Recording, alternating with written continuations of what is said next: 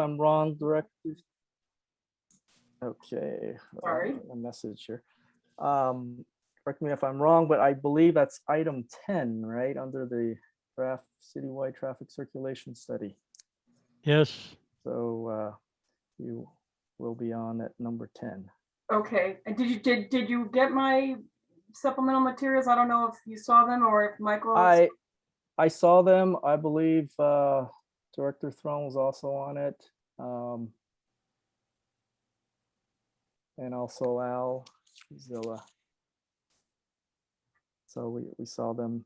Okay, I just didn't know because it wasn't included in the packet from last time, so I just wanted to make sure. All right, so yeah, if you want to wait till item 10, I will withdraw my public comment.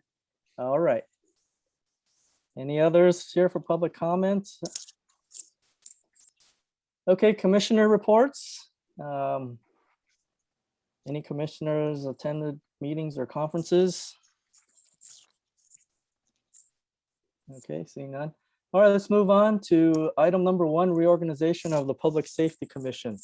So it's that time of year again. And what a year it's been. It's been my pleasure to serve as chair, and with the strong support of city staff and commissioners and city council liaisons, we've been able to meet and not miss a beat. Specifically, I'd like to thank Chief Rada, Chief Encontro, and Director Throne for your support. At this time, I'd like to nominate Vice Chair Buzzell to be the chair of the Public Safety Commission and make a motion for approval. I second. Thank you, Al. All those in favor? Aye. Any opposed? Okay, congratulations, Chair Buzzell. Now I'd like to turn the meeting over to you for nomination of Vice Chair. Thank you, Chair Chang. It's been a pleasure the last year serving on the commission with you at its head. As you said, we were able to weather the storm and go forward and do good work for the city, and it's due in large part to your efforts. And so I thank you for that. Moving on to nominating the Vice Chair, I will make a motion to nominate Commissioner Firestone as the Vice Chair. Do I have a second? I'll second. Okay. All in favor of Victoria Firestone becoming the Vice Chair of the Public Safety Commission? Aye. Aye. Any opposed? Congratulations, Commissioner Vice Chair Firestone. Thank you very much, everyone. All right, so moving on to department reports. Next on the agenda is the Police Department report. Chief Encontro. Thank you very much, Chair Buzzell. I got another promotion. I love it. It's been a good day. I thank you all, and to the commission. You've received our report. There's just a couple things I really would like to highlight. Number one, our Part 1 crimes, remember those are the serious crimes from murder, arson, robbery, burglary, both commercial and residential, larceny, and assaults are all down 34.29%, so roughly 34%. And it's a phenomenal statement of the officers' work, their proactive work, and some technology assistance. But that has been amazing. We are at 7 residential burglaries for the year. And we are down just about 80% this year compared to last year on residential burglaries. Again, it's just some really good work of our detectives and also our officers in the field. One of the things that I like to tie into this is our use of the flock safety cameras. I'm very thankful to our council for supporting my proposal of an additional 8 flock safety cameras for this year, which will bring our total number of cameras to 30 within the city. A nice thing that I recently heard is the City of Arcadia is adding flock safety cameras. So we will have a memorandum of agreement where we will share data of vehicles that we have that were involved in crimes that may be related to their crimes. Because in the past, we have had burglary suspects and other criminals that decide to hit San Marino, will also go into Arcadia. So we're looking forward to that. As part of it, myself, Commander Blondet, and Sergeant Torres for the detective unit, we sat down and spoke with Flock Safety and recorded and talked about just how good these cameras have been for us. I can't say directly, but one of the things that's happening is we recovered 5 stolen vehicles last month. And of those 5, there were people with that were involved in burglaries, robberies. We had someone who's arrested for had been arrested in the past for a murder. We have found wanted suspects. And the information that we get when a stolen vehicle or a wanted suspect that's connected to a license plate comes up, within a couple minutes, we're able to find that vehicle. So suspects aren't getting the time to start looking around for possible victims. They are not able to set up and do anything and commit any crimes. So for me, I do see a connection between the cameras and our reduction in crime. Not every city is seeing the same, especially in residential burglaries. It's just phenomenal to work with them, and then to be working with numerous other agencies in the surrounding area on sharing of information. And that'll be helpful because most of these stolen vehicles are from outside jurisdictions, and that has helped. It's been a great tool. We also have some interest from some residents that are interested in supporting the police department through donations for the costs of the lease of these cameras. And we will be facilitating that with Flock and with the city to add additional cameras. Not exactly sure, we haven't had any commitments yet, but several, we had 15 people listen to a proposal and 2 to 3 seemed they were very interested. I'm working with Huntington Library to see if they would be interested. And also when the new superintendent comes on board with the school district, that they take a look at those as part of their security plan. And that just strengthens our net internally here in San Marino. Our traffic enforcement is going extremely well. We've been using our radar trailer and our feedback signs. Our motor officers started late May, beginning of June, and they are just doing a wonderful job slowing people down, writing tickets, providing education for people who need to understand you have to slow down. We've seen a decrease in some of the traffic speeds along San Marino in particular.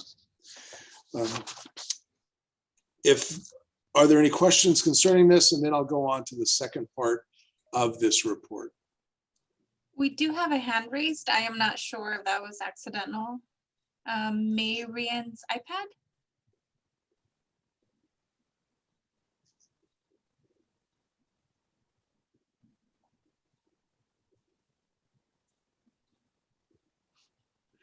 You're still on mute, ma'am.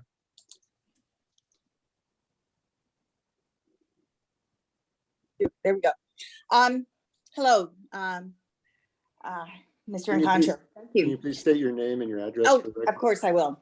Hold on, I'm gonna have to move this around so you can see me better. Let me see, here we go. I'm sorry, we're having dinner. We were on a Zoom with our grandsons and our dinner got postponed a bit. Okay, yes, my name is Mary Ann Sudusky. If you'd like me to spell it, I can. Would you? Sure. Okay, Maryann, one word. My last name is Seduski. I live at 1735 Old Mill Road. Okay, I'd like to ask Mr. Encontro several questions based on what he just talked about. At the beginning, Mr. Encontro, you talked about technology help that has helped bring crime down 35%. Can you please be specific about what that is? Well, as I indicated, that the crime that's occurring, we've had, prior to having the cameras, We didn't have the ability, unless the officers happen to be driving down a street and they're able to spot a car and run a license plate to determine if it's stolen or if it's involved in a crime. Now with the flock cameras on the perimeter of the city, we have 22 cameras. That data is picked up by the cameras. The cameras are only aimed at the license plates. We're not following anybody, and we're not looking at anybody's property. It will get a hit when it identifies the license plate and check it and see if it's involved in a crime, and then we'll be notified that if it is wanted or it's a stolen vehicle. That kind of technology has helped us quite a bit. So what you were referring to as far as technology is cameras. In this sense, yes. Okay. Are there other reasons for the 35% drop in crime in terms of technology? Technology, I'm not sure, but that's the technology that we use. We're not using any other technology. Okay. Are there any concerns about privacy with the cameras? Absolutely. And what are Yeah. you doing about that? What we're doing is the cameras are only allowed to look where the license plate is of the vehicle. And we're not looking at anyone's property. We're not looking or gathering any data. There is data that's gathered. It's stored for 2 years based upon the city policy. We only review the data when it's directly related to a crime. Okay. You mentioned stolen cars in San Marino. Were these stolen cars actually recovered in San Marino? Yes, ma'am. Okay. Did you identify the people who stole the cars? We arrested a person driving the car for being in the stolen vehicle, yes. How many cars were there that were recovered? I don't have that number with me specifically, but I do know there Okay. was about 5 this past month in June. In June. Okay, great. Thank you. And then I'm concerned about private funding of cameras. Is that illegal? Is that legal? It's a donation. It would be a donation to the city for the cost of the cameras. The person donating the money has no access to the data on the cameras. Okay, because that strikes me a little bit as neighbors spying on neighbors, but They're not looking at your neighbor. That- So it's not neighbor looking at neighbor. Okay, thank you very much. You're welcome.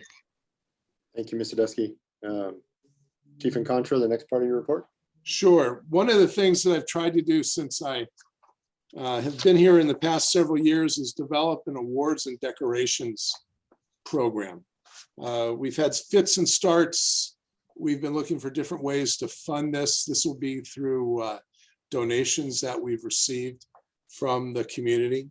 And most law enforcement agencies reward their officers based upon bravery, meritorious service, distinguished service. We identify officers in sworn and civilian, also for their hard work and dedication.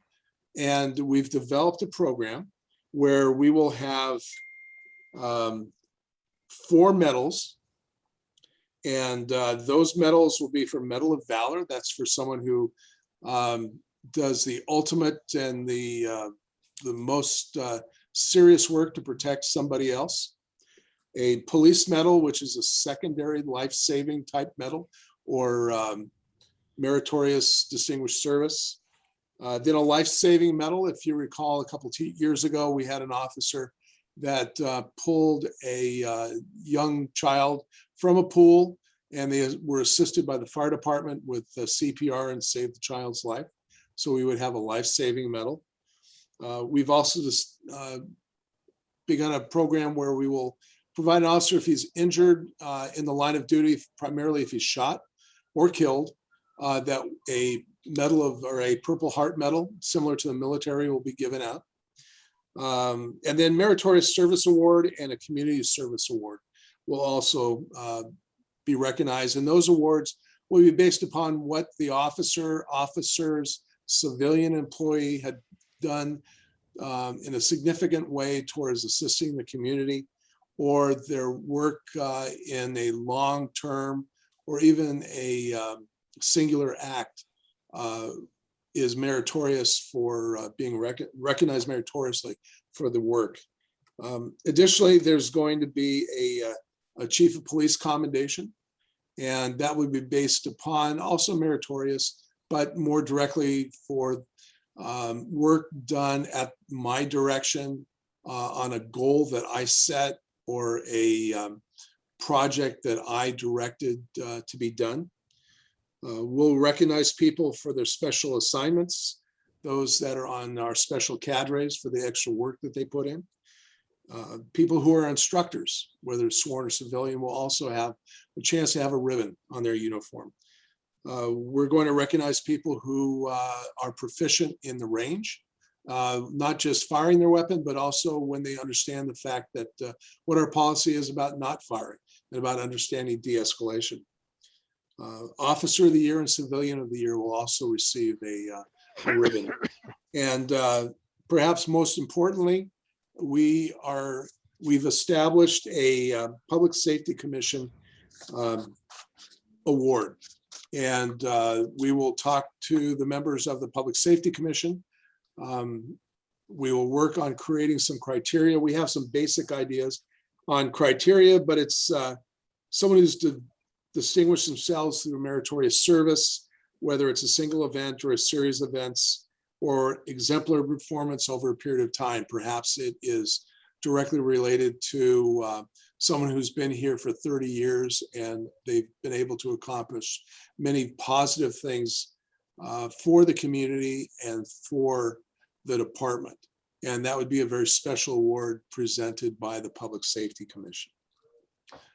That is, we have received the ribbons. We will be receiving the medals soon. And there are 2 events planned, I believe, in September. One we don't have a date for yet, but we believe it will be in September, where we'll be working with the City Club, the Rotary, and Chamber of Commerce to recognize our officers based upon some of these acts. And we may also have an opportunity working with the San Marino Police Foundation, which is a brand new foundation that's been started shortly before COVID, unfortunately.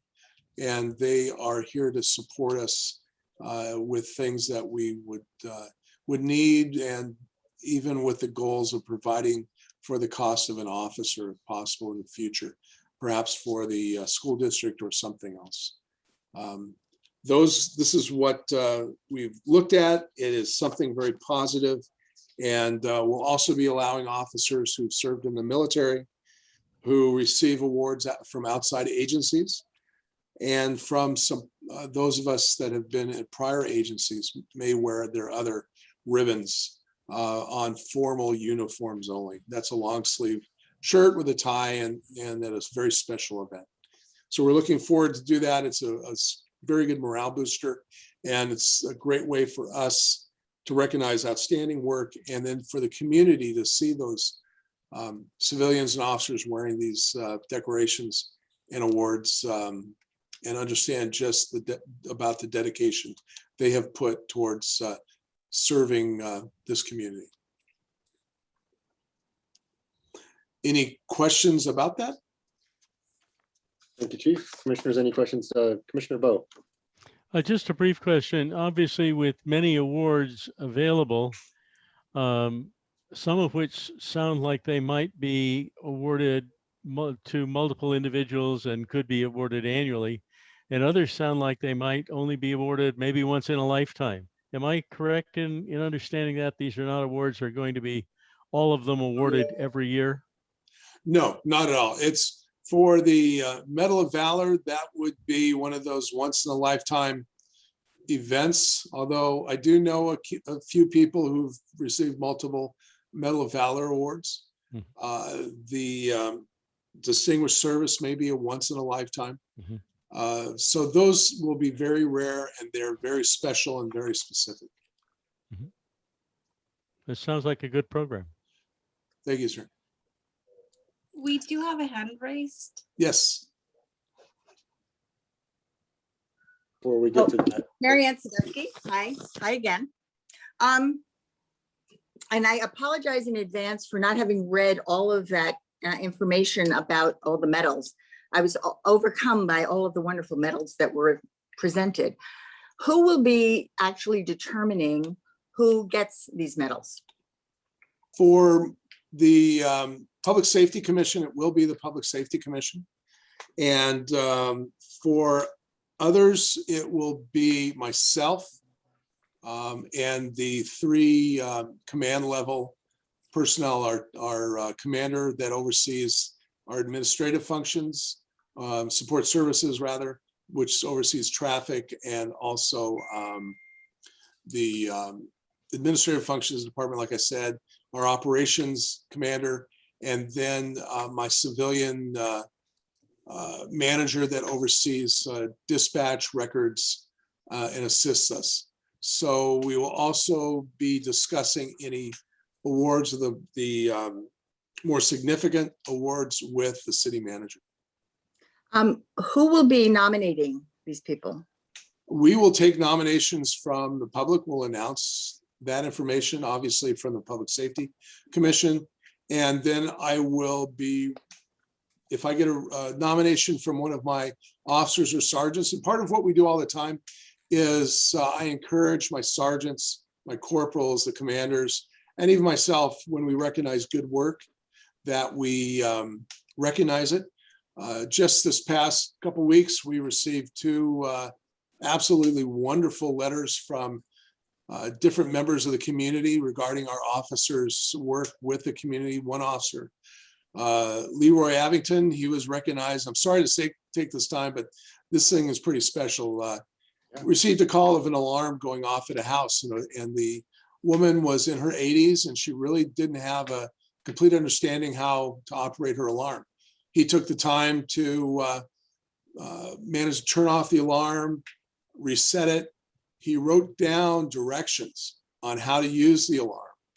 And then he called the alarm company and set up an appointment for the alarm company to come out and meet with the resident, so she completely understands the alarm system, and to make sure that there wasn't any system error in the alarm itself. So we get those a couple times a month, and that could work for a long-term award or something really special. But the award, the recognition that we get from the community, will definitely play a part in my determination of recognizing these great cops that we have.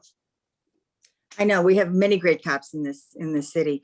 Has this program been approved by the city council, or is this being done based on your approval? This is an operational program, and it's not. This was discussed with the city manager, and I've been given the approval to move ahead. And what is it costing? The cost is just over $4,000, and we were able to use. Is that per year donation or money? per No. month or what? That was the total cost. We had to have medals made, and we purchased ribbons. Each officer will get one, and if it's damaged or they lose it, they'll have to pay for it themselves. Okay, thank you so much. You're welcome. Commissioner Ramirez, you had some questions? Yes, thank you. Great idea, Chief. I'm all in favor of this. Unfortunately, many of these commendations are usually associated with the use of force, often deadly force. Do we have something that's going to commemorate commendable restraint where officers did not have to resort to a certain level of force, which sometimes is more valorous than engaging in the use of force? Well, certainly, and that's a very important point. The Medal of Valor can be given for that. Any of these awards can be given for protecting a life, even one where they are threatening a police officer or someone else as part of use of force.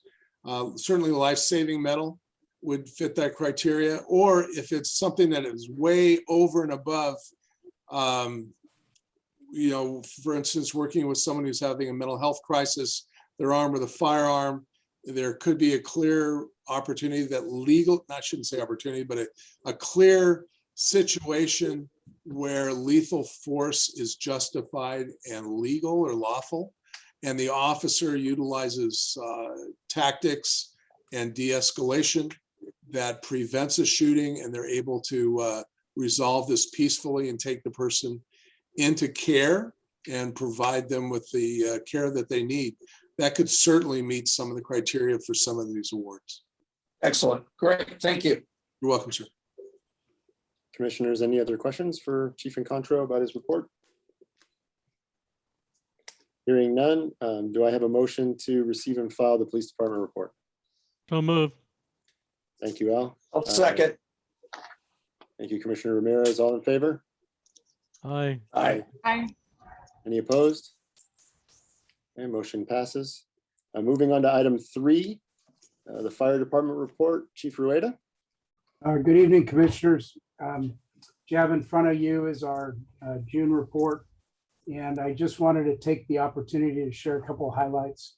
As you've seen in the media, the local conditions are about a month and a half to 2 months advanced than normal years in terms of our fuels. So what we're seeing is a number of fires in the Southland, and the fire season right now is actually in Northern California. We did send one group of 5 engines out of our area C, but it wasn't San Marino's turn to go this time. So those were from adjacent cities. We're about halfway through our brush inspections here in our city. And this is the 3rd year of our brush inspection program. And happy to report residents, when they get the mailer, are very cooperative and looking for opportunities to provide us defensible space in the event we do get a fire in our high-risk area. And we should be complete with that in the next 30 days. The second item I just wanted to point out to you is as of this upcoming Thursday, we will be 100% fully staffed. We'll have hired our last 2 firefighters. Good. Alfonso Jimenez, brand new firefighter paramedic, started today.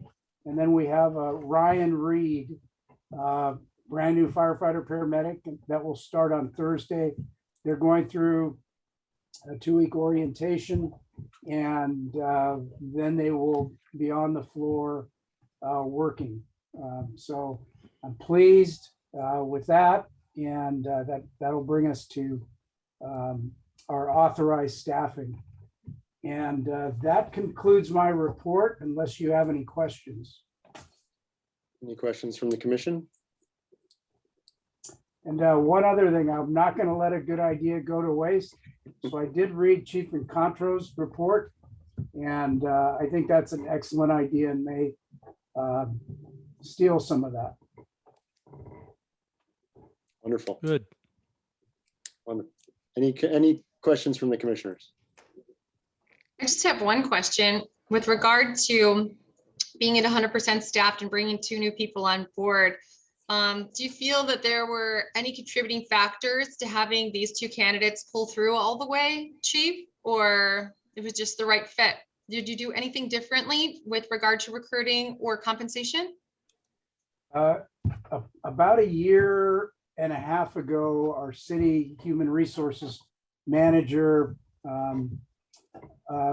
developed a contract with a statewide recruiting tool. It was very effective in getting candidates.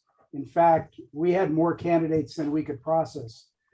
However, many of the candidates were, I wouldn't say were the top tier. So we did end up working through a number of applications and ensuring they met our minimum requirements, that they came with suitable experience.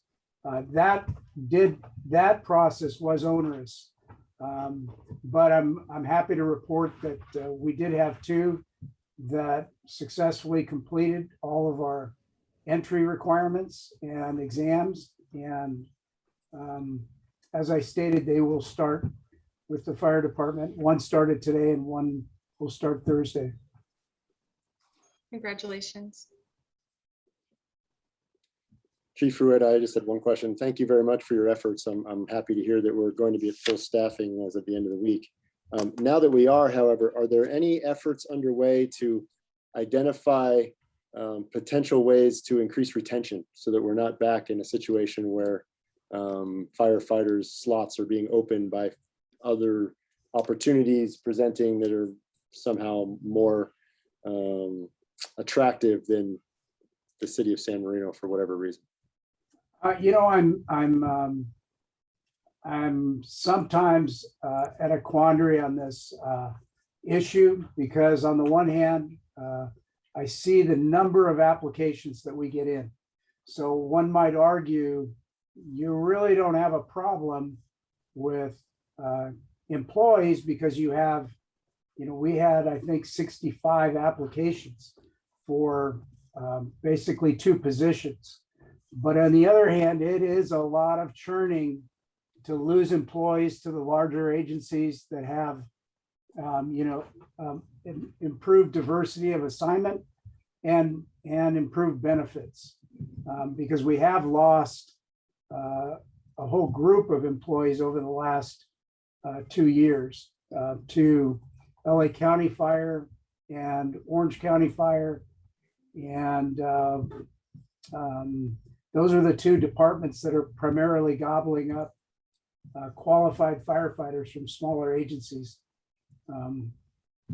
So I have shared some of my concerns with the city manager, and I know it's on her mind.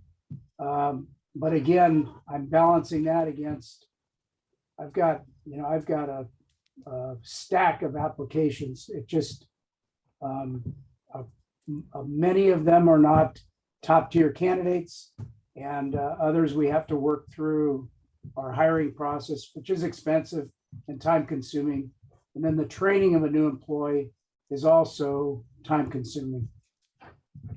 Would you say, Chief Rueda, that diversity of assignments or monetary considerations like benefits are the main driving force behind people transitioning from City of San Marino to a larger agency, as you said? I know that I can't put an exact percentage, but both have been mentioned by applicants that have left our department for other agencies during their exit interviews. And I think in every case, they've mentioned, pension benefit as a cause. But I know being able to work in a variety of assignments is also a factor. Okay. Thank you. I mean, recognizing that what you've said, that turnover results in wasted time and effort and therefore, to some extent, dollars. I would encourage you, if you have suggestions or thoughts between you and the city manager that you could propose or discuss with the Public Safety Commission for retaining firefighters, perhaps this commission could, if the suggestions are appropriate, make a recommendation for city council to consider in that regard. I will. Thank you. Any other questions from any other the commissioners on the fire department report? We have a raised hand, but it's not from a commissioner. Okay, I see Ms. Sadesky again. Thank you. Mr. Rueda, I have a question about how many, I just don't know, how many fire staff do we have? We have 18 firefighter personnel that ride on the fire engine and the ambulance. And we have 1 battalion chief that is a San Marino employee, an administrative analyst, and then me. Okay, excellent.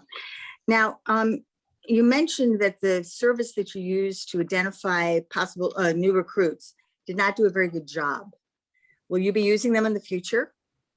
No, they actually do a very good job. It's But you said during your presentation that they brought a lot of candidates to you that were not qualified. The service that we use is called NeoGov, and it does a statewide search of candidates.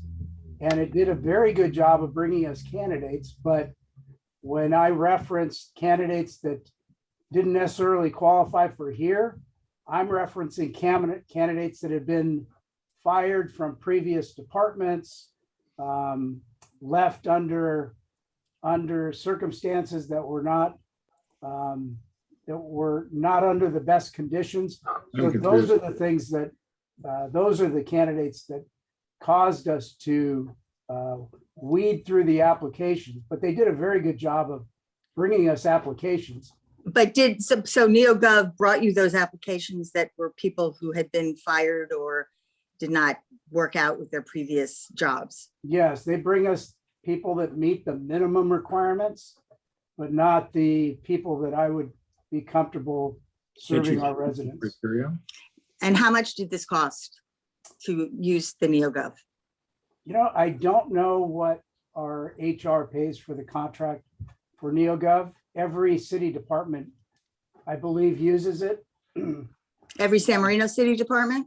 Yes, and it is much more effective than what we previously had, which is putting jobs out on websites and trying to recruit from the local schools and that.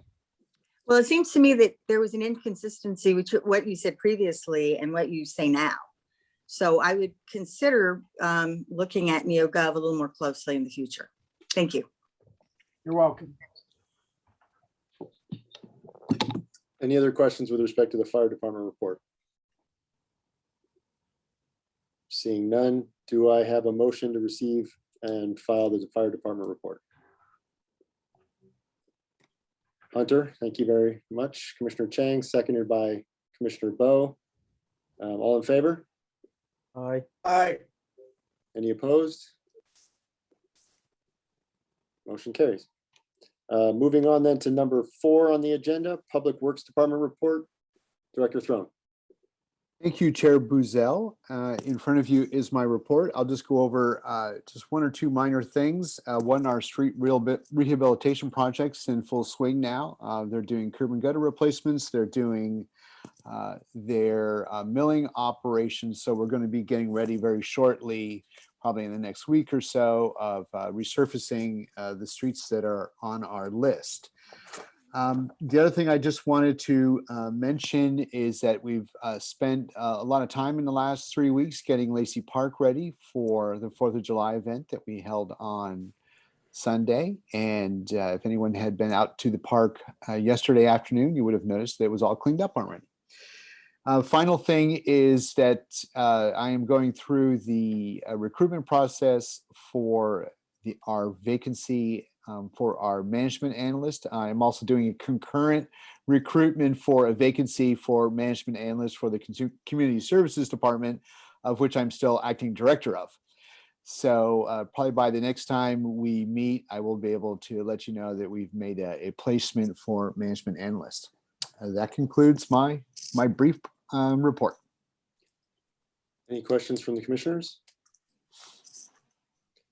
I have one, Director Throne, not on point necessarily, but you just mentioned that you are acting director of the Community Services Department. Does that mean that, didn't we have a recreation manager that was hired recently? Are you replacing him, or is he still on the job? I'm confused a little bit. Last April, our permanently hired community services director, Mr. Brian Haworth, decided to leave the city. And at that time, the city manager asked me to take over community services, which is both the recreation function and the library function. I had done that before about a year or so ago when we were going through a recruitment process similarly, maybe about a year and a half ago. And she looked to me to do that because in a prior life up in Northern California, while I was Public Works Director, I was also Parks and Rec Director for about 2 years.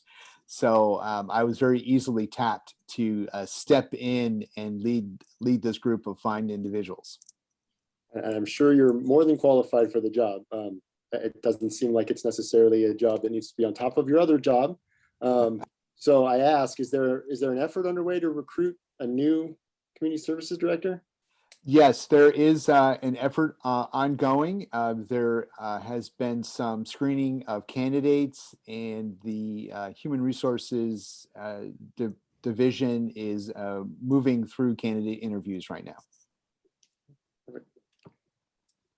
Any other questions from any commissioners?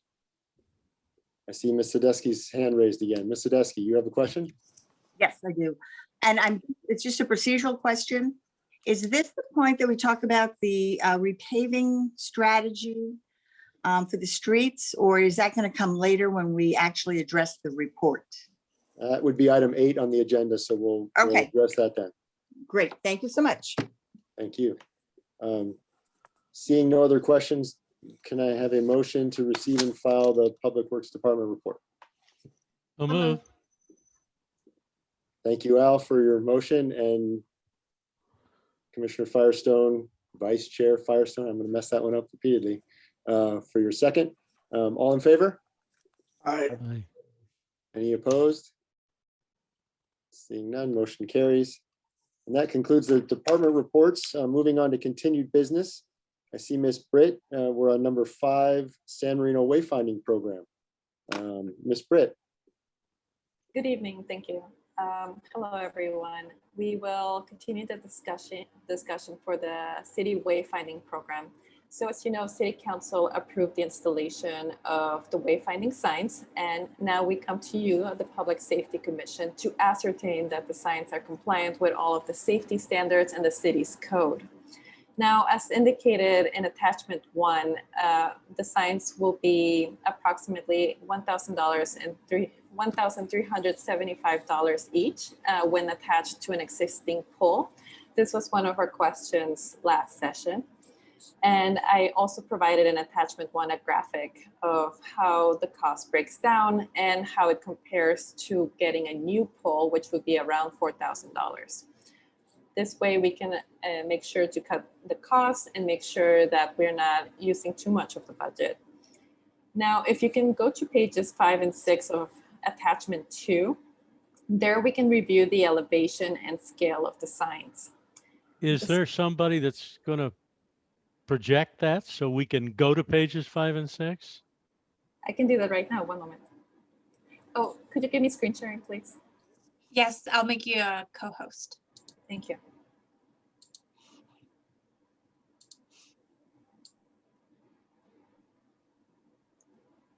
Okay.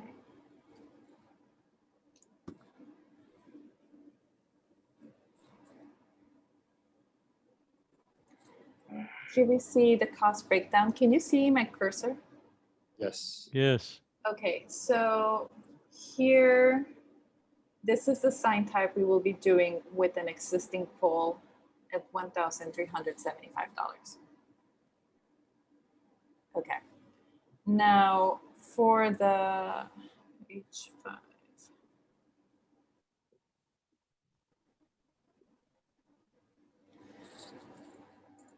For the signs, here we can see the specs for what they will look like.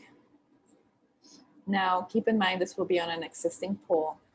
We did put a mock-up out in public for drivers to see, and we took note of everyone's comments, and we asked you to provide comments too on the design. We are compliant with all traffic laws with these signs. I confirmed with HUD Design, and they're quite visible from the driver's point of view. Here At you can what see point the do you want design. questions? Yes. Do you have a question? Well, I have a lot of questions, but so maybe it would be best if you finished your presentation and then I'll hold off. Okay, thank you. Here we also have additional specs about how they will be secured to the poles to make sure that the cable attachment is secure and safe for anyone walking by or drivers. These will be very secure, just like any other signs you see out on the street. Now, they will not be placed on medians. They will be placed on the side street, but this is what you can picture them looking like. HUD Design will make sure to provide oversight for the fabrication of the signs to make sure it's top quality material and that they are safely secured.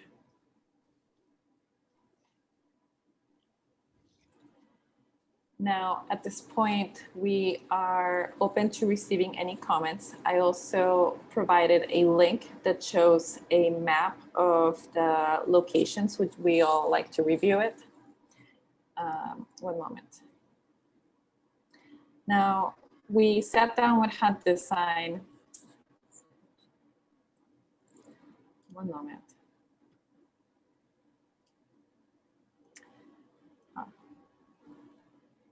Are you seeing the map? Not yet. No.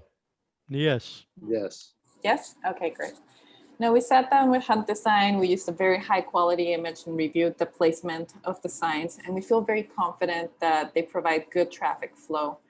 After discussing it thoroughly, we feel that they properly portray how to direct traffic. There was a question about whether any of the signs direct to Titan District. Here you can see this sign sends people to Titan District, this one as well. And here you can see how it goes with traffic flow and the point of view. In this manner, drivers will not be confused about the direction. We include the Huntington Library, City Hall, the shops of Mission Village, Lacey Park, Oak Knoll District. So it's very extensive, and I do suggest that you take a good look at the high quality image because you can zoom in and peruse at your leisure.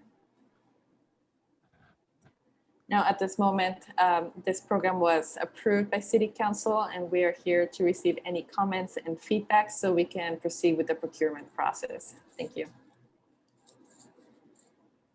I have questions. I know Commissioner Bo has questions, so why don't we start with Al? Well, I was stunned to learn from your comments that the city council has approved this program and approved the signs, their placement and all the rest of it. I did not understand that. I thought we were still responsible to receive feedback from our recommendations last meeting. I haven't heard any feedback from our requests and information last meeting. Do you plan to give us any? Well, as I mentioned, we did go through the placement and location of the signs, and we felt that the traffic flow worked effectively. We also provided a high quality image so we can properly peruse those locations. Additionally, we're happy to share that the specs and the fabrication of it is very safe and appropriate with city codes.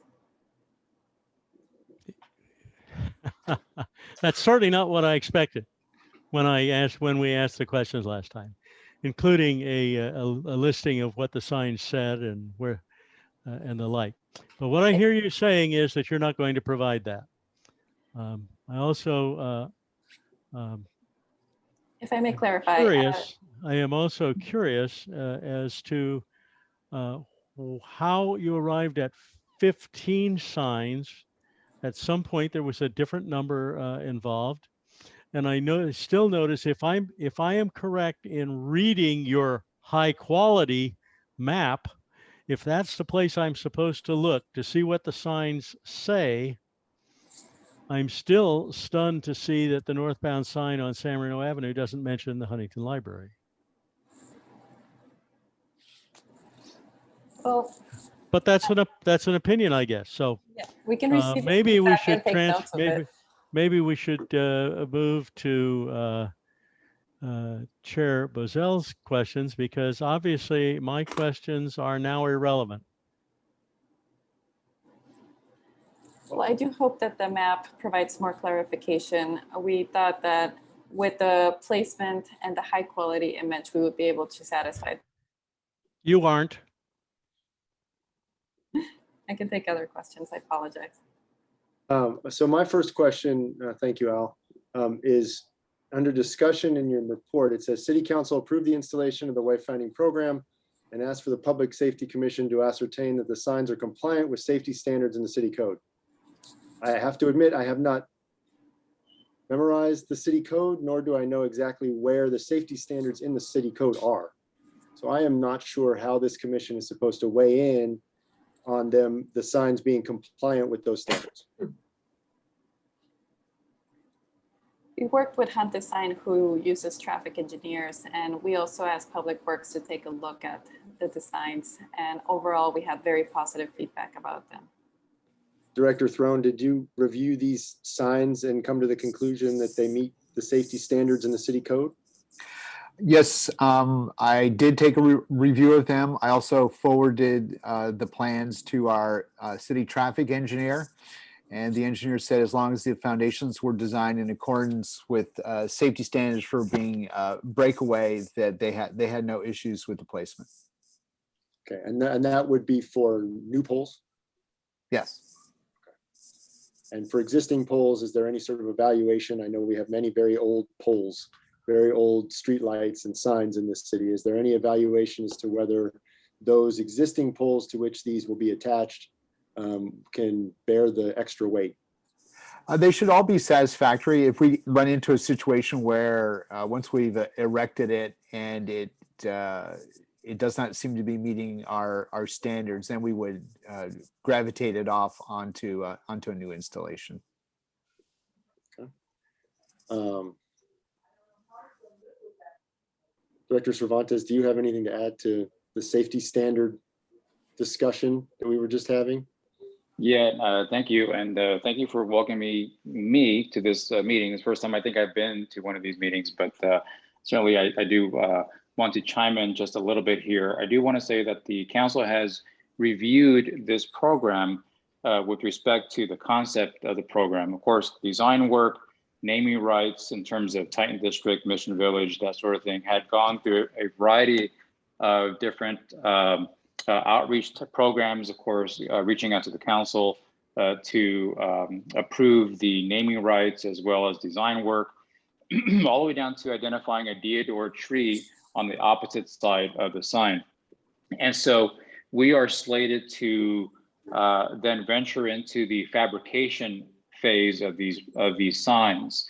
But prior to entering into that phase, the council at not the last meeting, but the meeting that we received sort of the formal approval of the program, authorized us to pursue comments from the Public Safety Commission before we move into the fabrication. Now, we have certain parameters related to the signs itself as far as attachments, specific height requirements to the bottom of the sign. Those are all pursuant to safety and traffic requirements that I think Director Throne can certainly talk about.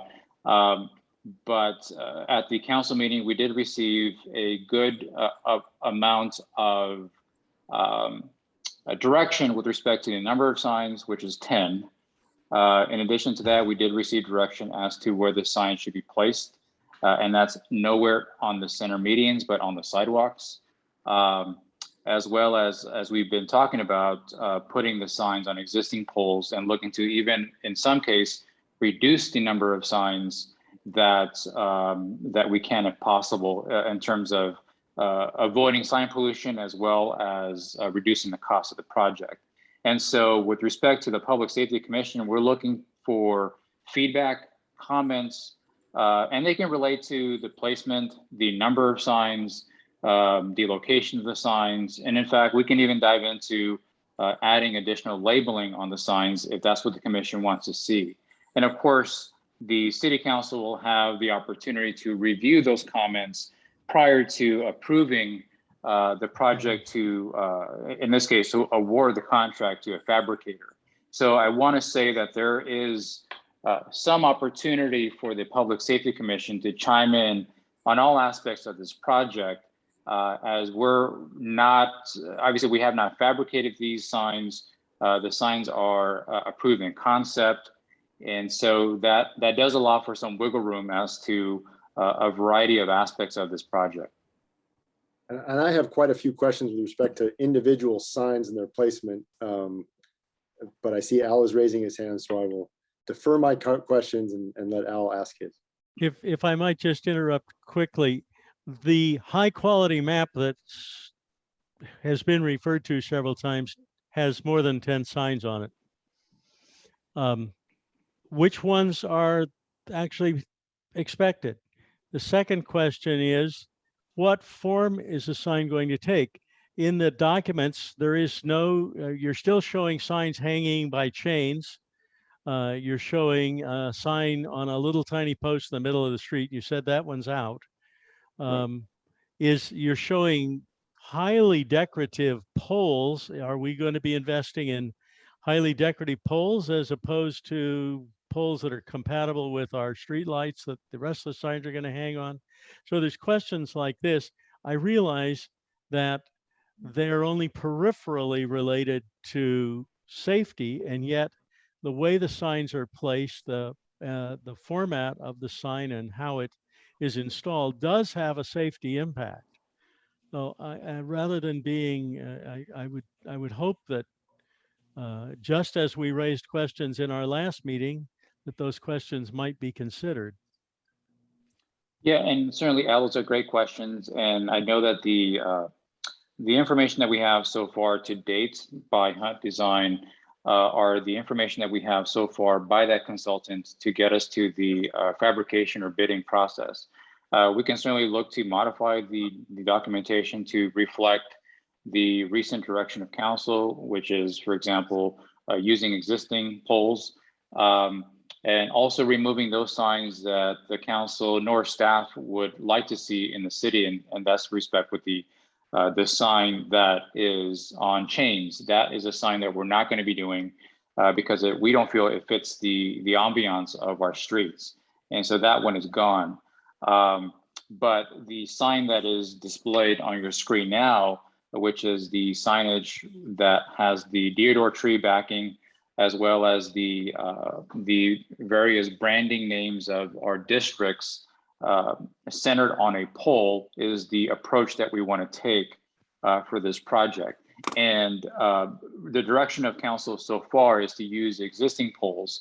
Now we have to, of course, canvass the neighborhoods to find out where there are existing poles to do a couple things. Number one, to reduce sign pollution. And number two, to make sure that there are adequate poles out there that can bear the brunt of the weight of the signage as far as safety, collisions, and so forth that Michael had explained. We are focusing on 10 signs, Al, for the sake of this project so far. And the reason why I'm saying 10 signs is you're absolutely correct. You do see 15 signs on the map because we've created a menu for us to move into the future if we do decide to go and add more signage. At this point in time, the council has directed us to only look at 10 signs at this moment, but certainly in the near future, we can then venture into additional signs and we know what those signs will look like. Now, as far as the content on these signs, if the Public Safety Commission sees fit to add additional, I would say labeling, i.e. Huntington Library or that sort, we can certainly talk about that. We can certainly make those comments, make that reflected on the documentation. There are a few signs that we decided not to pursue this round that do identify the Huntington Library location. But given that the approach here is more of an economic development based program, we're looking to get the signs along our commercial corridors, i.e. Huntington Drive, which in this case would be our central business district, as well as on Los Robles and Huntington Drive, directing traffic up north towards Mission, as well as one in the Mission district that is on Los Robles as well, southbound. And so all of these are intended to cater towards our economic development program.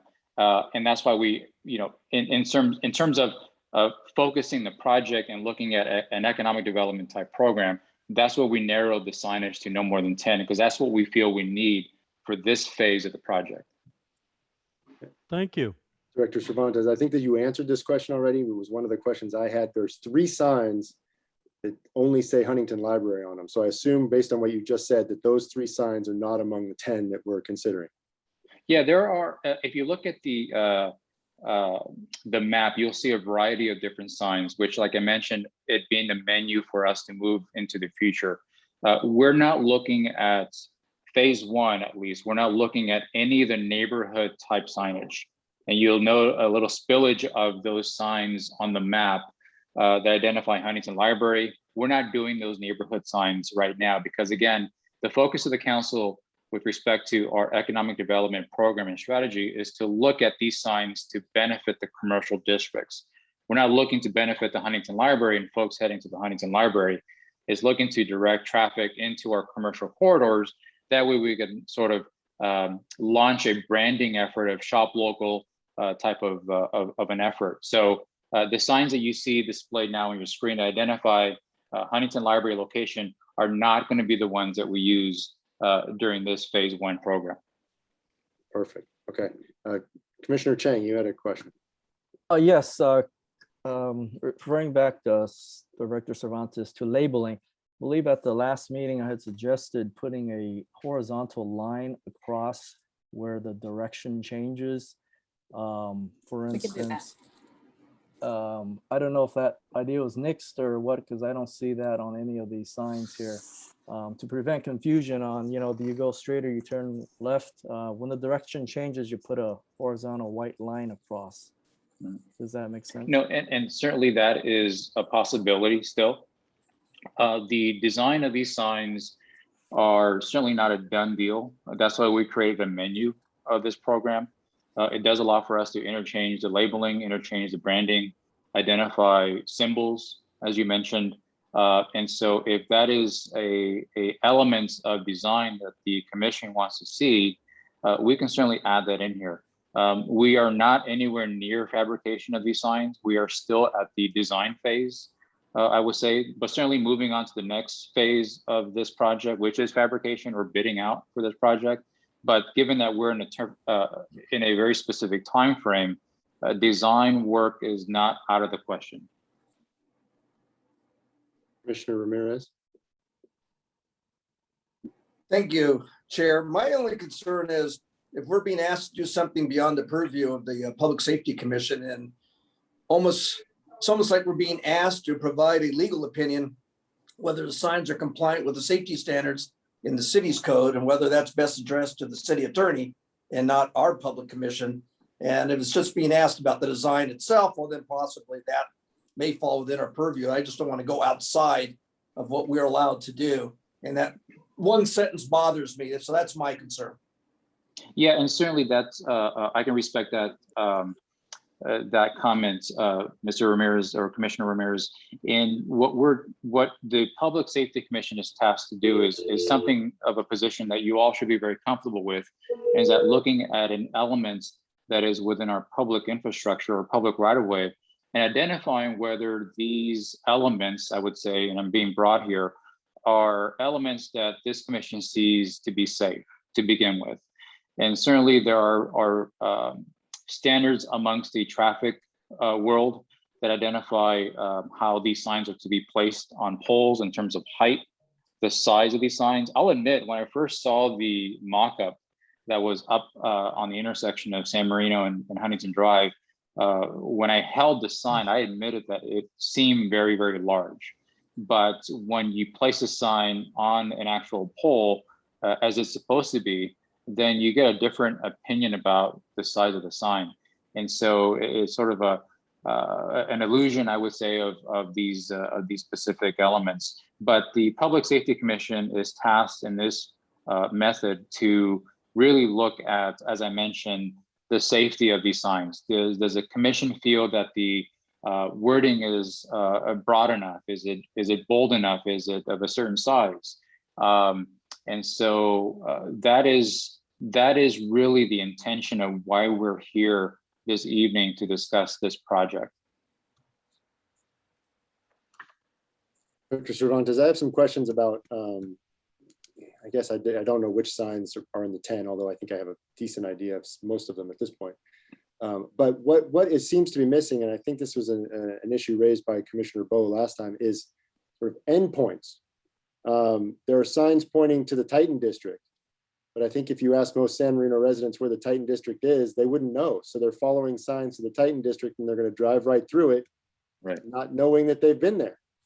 The same is potentially true for the entrance to Lacey Park. The signs direct drivers to what I would consider the backside of Lacey Park, which is a small parking lot on that side where I don't think most people go. The other side on Virginia is much more heavily trafficked, and so they may drive right past it. Same for, what is it, the Oak Knoll district. Right. I'm not sure people know where that is. So following Yeah. signs to an endpoint that doesn't exist could end up being a safety issue if they're driving around lost. Yeah, and those are all very good points. And we had about a year ago, or probably about 6 months ago or so, we had looked at sort of a branding effort for our commercial corridors.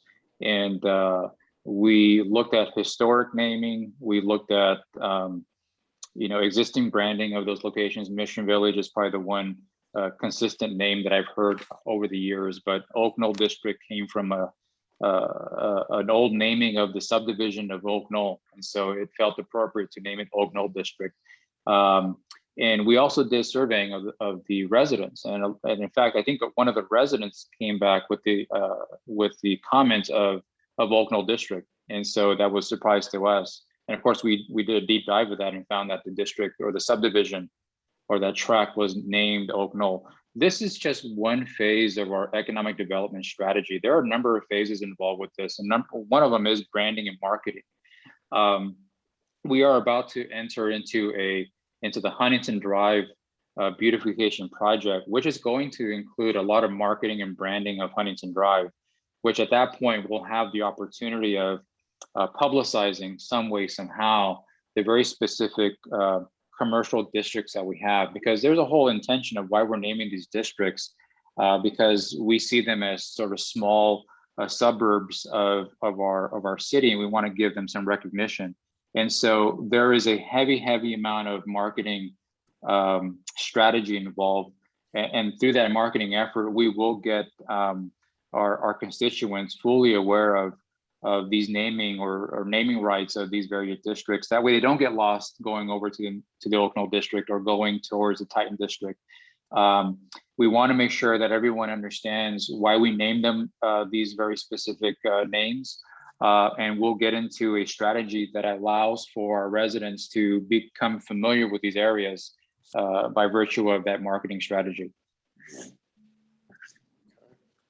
I had couple of questions on a couple of signs as well. I don't know if Commissioner Bowe, I see his hand waving. I'm not sure if he's raising it, but go ahead, Al. Yeah, I just wonder if interrupting here, are we putting the cart before the horse? If our residents and or others have no idea where the districts are because they are not identified in any way, how will putting up a sign aiming at the district be of any value? It is along the same idea. How will I know when I get there? Yeah, and So, that's and of course, you mentioned that yeah. that the timing is there is a timing factor here, and I'm just raising the question again from a safety point of view. We don't want to send people looking for something that they can't find, as Chair Boiselle pointed out. So I'm just asking the question. How do we plan to identify the district so I'll know when I get there? Yeah, so as I mentioned to the chair, we provided a survey of our residents to help us with the namings of these various streets, and surprisingly, a lot of them came up with these ideas: Titan District, Oak Knoll District, and of course, Mission Village was already well identified, Yeah, as most of you may know. The But name I isn't do- the issue. The Yeah, so identity is the issue. Yeah, and I do appreciate the comment about not getting individuals lost, as they may not be aware of where these locations are. We are looking to sort of put together a package that when we feel we're ready, we will then launch. We're looking to receive comments and feedback from a variety of groups right now before we start venturing into actually receiving the actual signage or getting a fabricator in line to fabricate these signs. As you may or may know, Al, we've gone through our Mission Beautification project already, which did identify the Mission Village as sort of the naming of that area. And so now we're slowly getting into the Huntington Drive beautification efforts this fiscal year, which is going to include both marketing and branding of both streets. And so all we're trying to do with this project is receive enough feedback and information and comments that when we're ready, we then launch these programs. We went through a whole year of the design work for Mission Street as far as our beautification project, but we're not anywhere near actual physical construction at that point because we're not ready there yet. We're going to be very methodical, very thorough in how we approach these designs. And we want to make sure that we bring all our commissions on board as well as the city council prior to putting a shovel to the ground or start spending money on actual hard costs, I would say. Director Cervantes, what then is the estimated time of implementation, the date for these signs? What we're looking, so ideally what we want to do is focus on Huntington Drive in terms of how a beautification or streetscape project will look like. And right now we haven't narrowed what that looks like at this point. Mission, I would say, was much easier to dive into first year because it's obviously a very small region of our city. And so we looked at street trees, street lighting, street furniture, that kind of thing. For Huntington Drive, it may be a different focus. It may be a parklet. It may be street furniture. We don't know yet. Well, we're looking at trying to figure out what the appropriate design is going to be for Huntington Drive. Of course, cost is a big issue. We don't have that much money in terms of infrastructure work where we could look into some heavy construction sidewalk work. It's going to be an investment, I would say, into Huntington Drive in terms of streetscape and beautification, but not until we understand what that design looks like will we venture into actual physical work, and that includes the signage. So we're looking at probably the end of the year or the end of the fiscal year. Since you've asked for comments, if someone else has a question, please stop me. But since you've asked for comments, I was just going to put the map up for 1 second. Can you guys see my map? Yes. Okay. This sign right here, I don't understand. There's no other sign pointing at it, and it's on what appears to be a side street, and it pointing it straight to the old mill where they hit a dead end right here at the end of Monterey, and I'm not sure anybody would know where to go. Yeah, and Chair, that's a sign that we're not going to be looking at this phase. Any residential sign or any sign that you see in the residential areas, we're not looking to fabricate at this phase. Okay. But I do appreciate the comment though. Yes. This sign right here points to Lacey Park. If I'm on Huntington and I turn here on Lacey Park, where do I turn to get to Lacey Park? If I'm not familiar with it and I need this sign to get there, it's not going to help me because there's nothing at this corner to tell me how to get to Lacey Park. This one would make more sense back here, I would think. Okay. That does make sense. I get that. We can move that back. This sign says Stoneman Recreation. I like it. I noticed that there's no sign down here that says Stoneman Recreation. I didn't know if that was a spacing thing or not, but we have one coming west pointing at Stoneman and nothing coming east pointing at Stoneman. Similarly, we've got a lot of signs down at this end pointing to Lacey Park. Actually, there aren't many down here pointing to Lacey Park, but there's some in the middle here. And there's nothing at the edges of town pointing at Lacey Park if we want people to actually go to use our park. It seems like it's absent. There's one here, but there aren't any of these other signs. None of these other signs point to Lacey Park. So it seems kind of random as to which signs got Lacey Park and which ones didn't. And those are, we're obviously making notes of your comments, Chair, but the focus right now is really an economic development focus. So these 10 signs are to direct individuals to our commercial areas. If the commission would like to see additional signs added beyond the 10 that provide direction to our parks, then we can certainly dive into that and let the council know. And I'm all for the economic development. I understand it. I guess I'm overly concerned with consistency. And if we're going to put Lacey Park on a sign in the middle of town, there should be other signs that have Lacey. I'm also okay with taking Lacey Park off the sign. Okay. If we're focusing on economic development, we should focus on economic development. To that end, I think it's a good idea to highlight the Titan district, but I'm not aware of any economic development in the Titan district. Yeah, the Titan district is where you see the number 5 Yep. at the very edge of town. That Where is potatoes the is. that is the only commercial area on the east side of the street. That's what we're naming Titan district. So that's where Potato pizza and place tea. is Mhm. and, okay. Yeah, So we're correct, trying to direct people down there. Okay. correct. All right. So I would just ask, this was just a couple of examples, but I would ask that somebody take a hard look at the 10 signs. Make sure that we're economically focused, make sure that we're consistent in both directions on where we're pointing people. Make sure that when we tell someone to turn, they don't get lost because they end up in some residential area with no additional turns noted.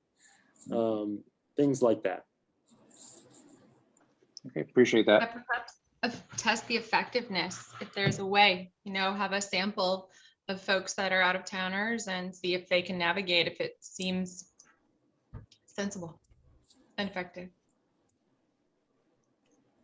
Thank you. Any other questions? Al? Not a question so much as an observation.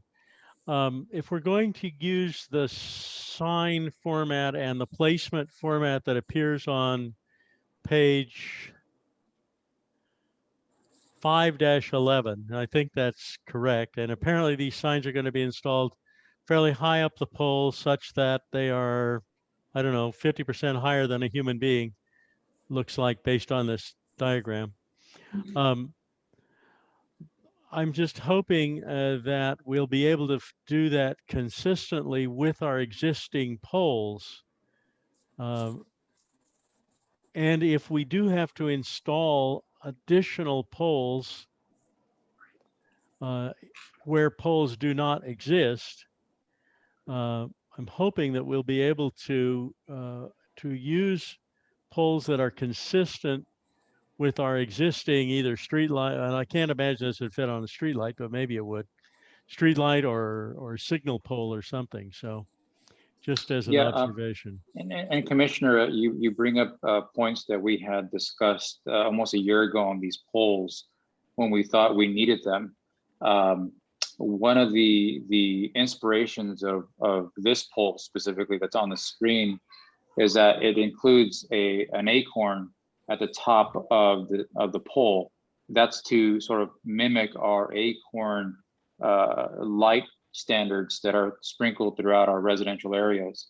And so we did pay attention to the design work on these poles.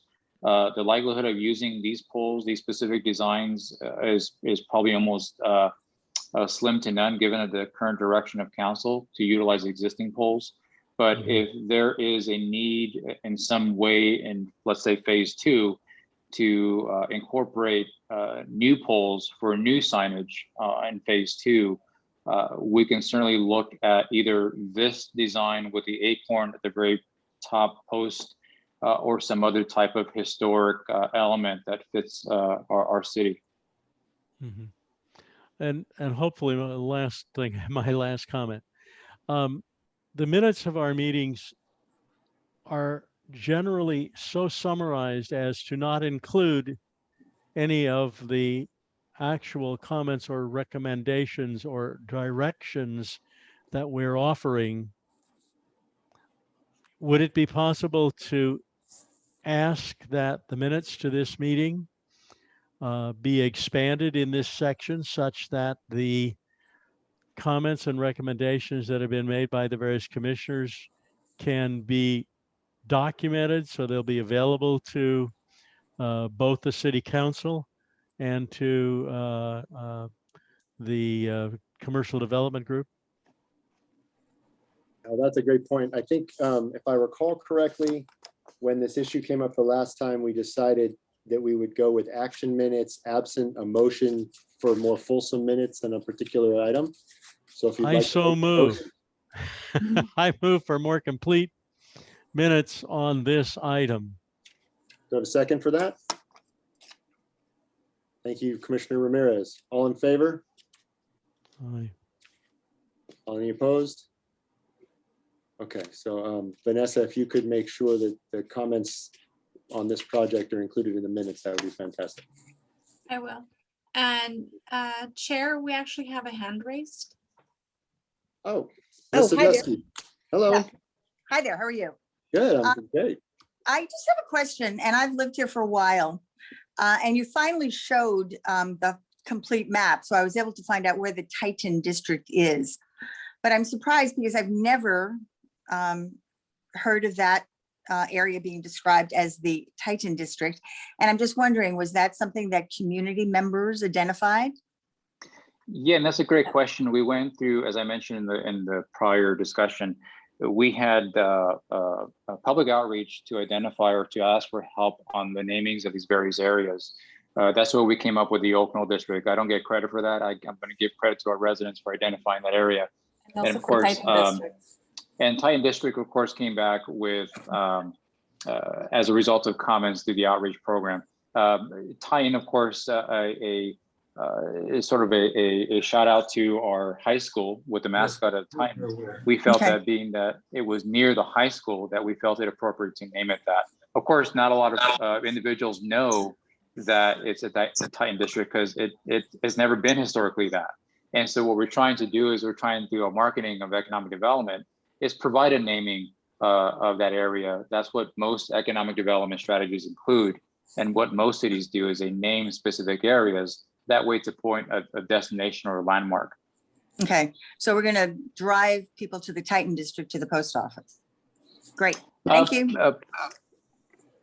Yeah, I mean, certainly the post office, there are services in that shopping center.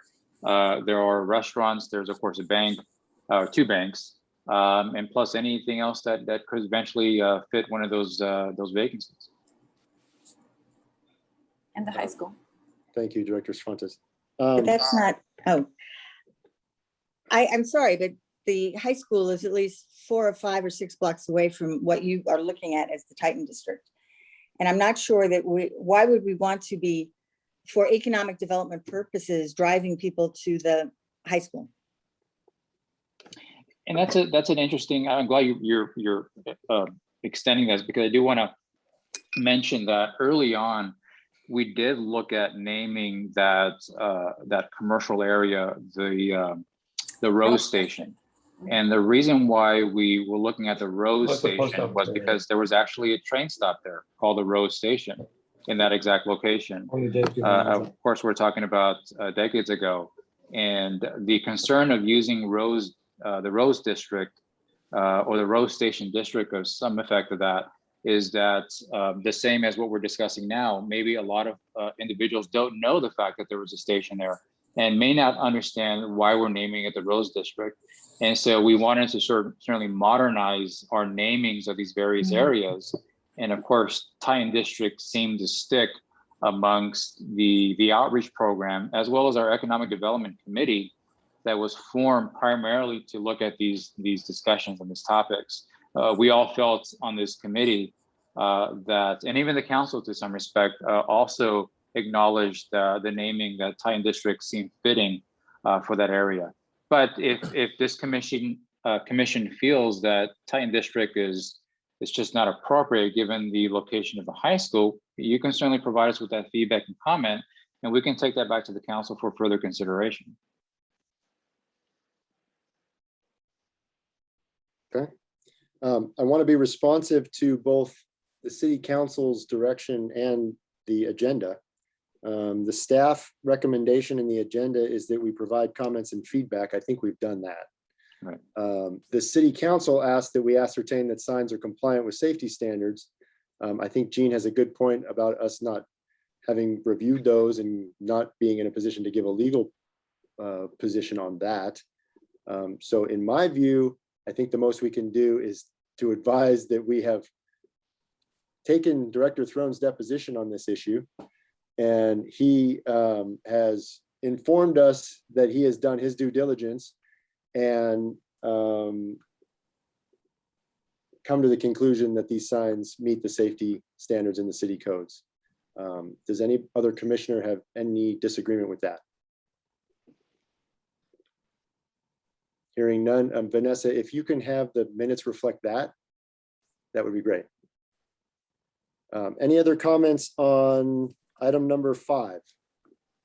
The wayfinding program. Hearing none. Thank you, Ms. Britt. Director Cervantes, appreciate the input.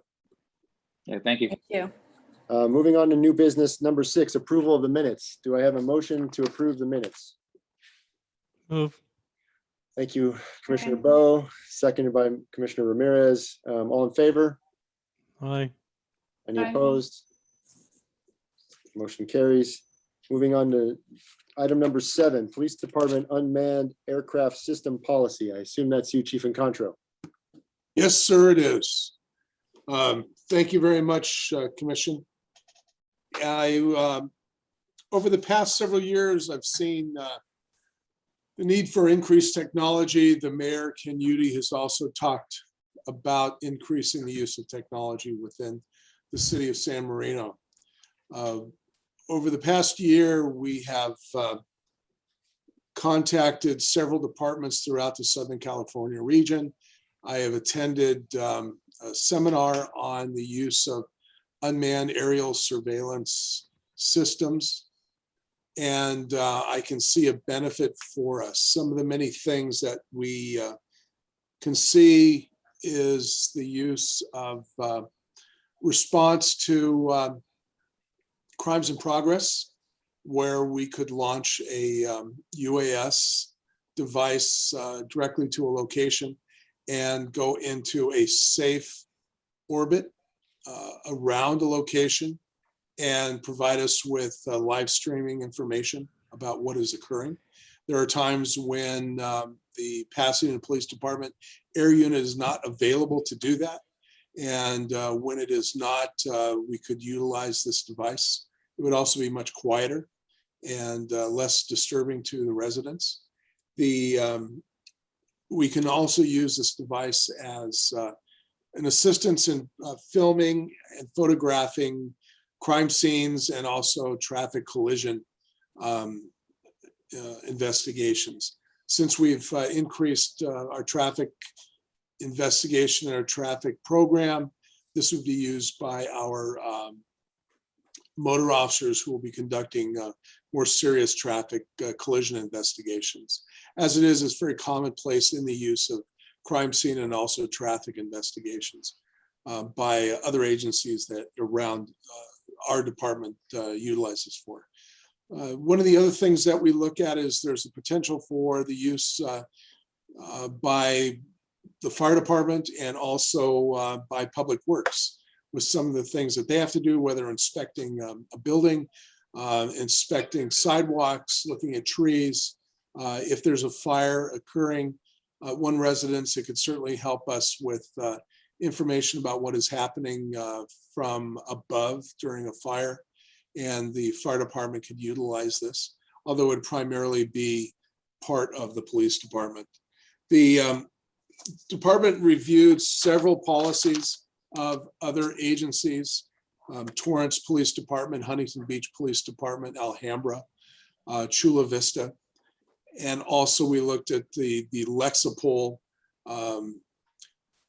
policy on the utilization of the UAS, which most smaller departments, medium-sized departments utilize for their policy writing and for their manual.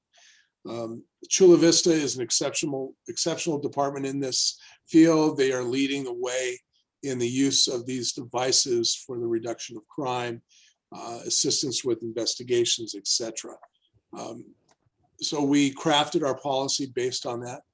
If you notice when we look at our policy that the very first part of it is a discussion of policy of what it is, but then there is the next section is privacy. Privacy is of the utmost importance to us. We have to use officers as operators and observers who are licensed through the Federal Aviation Administration. They have to go through training. We have one officer who has gone through training and is certified to operate a UAS device. They have to be, as I said, licensed by the FAA. And if they are not able to do that, then they don't pass, and they will not be able to use the device itself. But it's very important for us with privacy that we only use it when it's necessary, and always keeping in mind the use of the device in a safe and proper manner. One of the original ideas I had is when we receive alarm calls, and because some of the homes are large, or there's gates that we can't get over because of the way they're designed, I thought, well, we'll just launch a UAS and into the backyard. Well, that's really a violation of policy and privacy. And in keeping with the importance of privacy, we will work with the community ahead of time and ask them if it would be permissible in the event of a crime in progress or their alarm being activated, if we could fly the UAS in a safe manner and look and see if there's any entry points inside a house. A device can also, a smaller device can also provide officer safety for if we know a suspect is inside, they can look through windows and provide video live streaming that can also chase if someone is running. It has the ability to lock on to the shape of a person's body, not facial recognition. We will not be using that technology at all.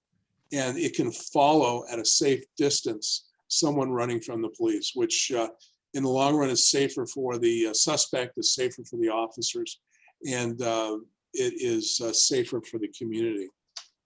We'll have a program coordinator. The program coordinator will be a commander. No one under a commander will have that position. And that's another way to ensure that we only use it properly and that we follow the rules. We have strict policies or in here about who has to be trained, what the training consists of. We have a list of the several areas that we would like to utilize the UAS. One of them is missing persons investigations. We've received missing persons calls, and in some cases it may be someone who has mental health issues. It may be someone who's on the autism spectrum, and being able to search our streets and in the areas where they may have gone in public spaces will be very helpful to conduct these investigations in a safe manner. And again, like I said, criminal investigations, some training, we can document post-crime scene investigations if there's a tactical situation. Or if there's something else that we could see it, utilize, but to be very careful. And again, it's in public spaces. We will not use it for any surveillance at all, random surveillance. We will not utilize it to target a person based on their actual or perceived characteristics, such as race, ethnicity, national origin, etc., or to harass, intimidate, or discriminate against any one person or a group, and certainly not for any personal reasons of the operator.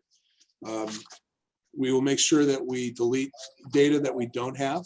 When we utilize the device, we will have a report number, and any video and data collected will be documented and placed in an evidence file under that number, so we can find it, can be easily retrieved. And if there's a need for discovery, we'll look at that.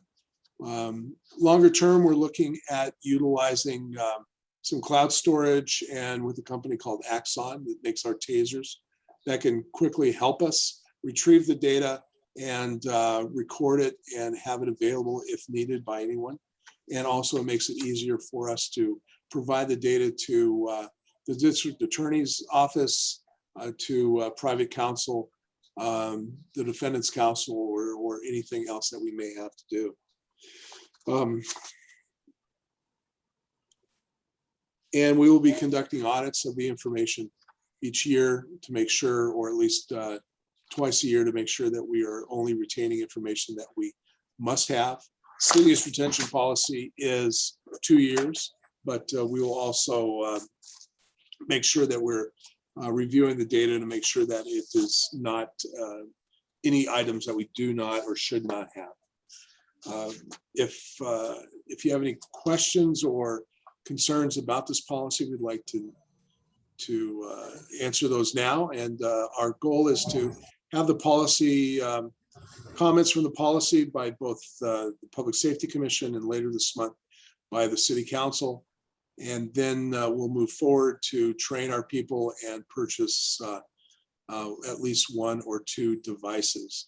The funding for that will come from our COPS fund, which is money that the state provides us for specialized equipment and crime, things to reduce crime. Thank you. Commissioner Ramirez. Thank you, Chief. Generally, I'm in favor of UAS, although obviously there are significant civil rights and privacy issues that are going to come up constantly. Just a couple issues. One is Lexipol is a well-known company that prepares policies for police and law enforcement. But in my experience, it's generally cookie cutter for all agencies. So I would hope that our agency would take a hard look to make sure that any policy we adopt is specific to San Marino and not just the general Lexipol language that we're all used to seeing.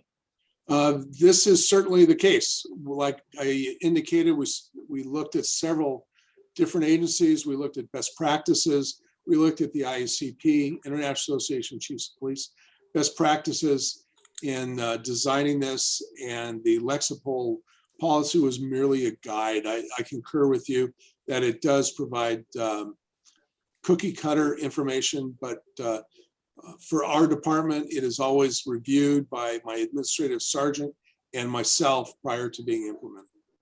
Excellent. Then I think we had talked some time ago, God, maybe a year ago, about whether the department was going to go to body-worn camera videos. And we talked about the expensive storage and the problems with having enough manpower to be able to look at those videos. Well, if you're going to be using the same company to store the data on this, and what about the cost of that storage? And likewise, is there going to be a personnel issue with having someone dedicated to respond to Public Records Act requests, discovery requests, et cetera, and being able to get this data when it's requested? I believe that based upon the personnel that we have now, that we will have adequate resources to handle the UAS data. As I indicated, majority of this information will be utilized for crime scene investigations, traffic collision investigations. So as it is, we are already reviewing data from in-car video and providing that to attorneys, the DA, et cetera, on their requests. And we believe with the additional help of perhaps Axon, or maybe we'll find another company that we will be able to adequately respond to those requests based upon our current personnel status. Okay, great. And then finally, the weaponization of UASs is a huge concern. I know the drug cartels recently weaponized a drone in Michoacan and severely injured several police officers. I've had friends of mine in various intelligence agencies say, no, that's our big worry, is that terrorists are going to be using drones as weapons. And we know what happened in Dallas many years ago, where a robot was used to end the life of a sniper suspect that had killed several individuals. And I know our policy says shall not be weaponized unless in the preservation of life.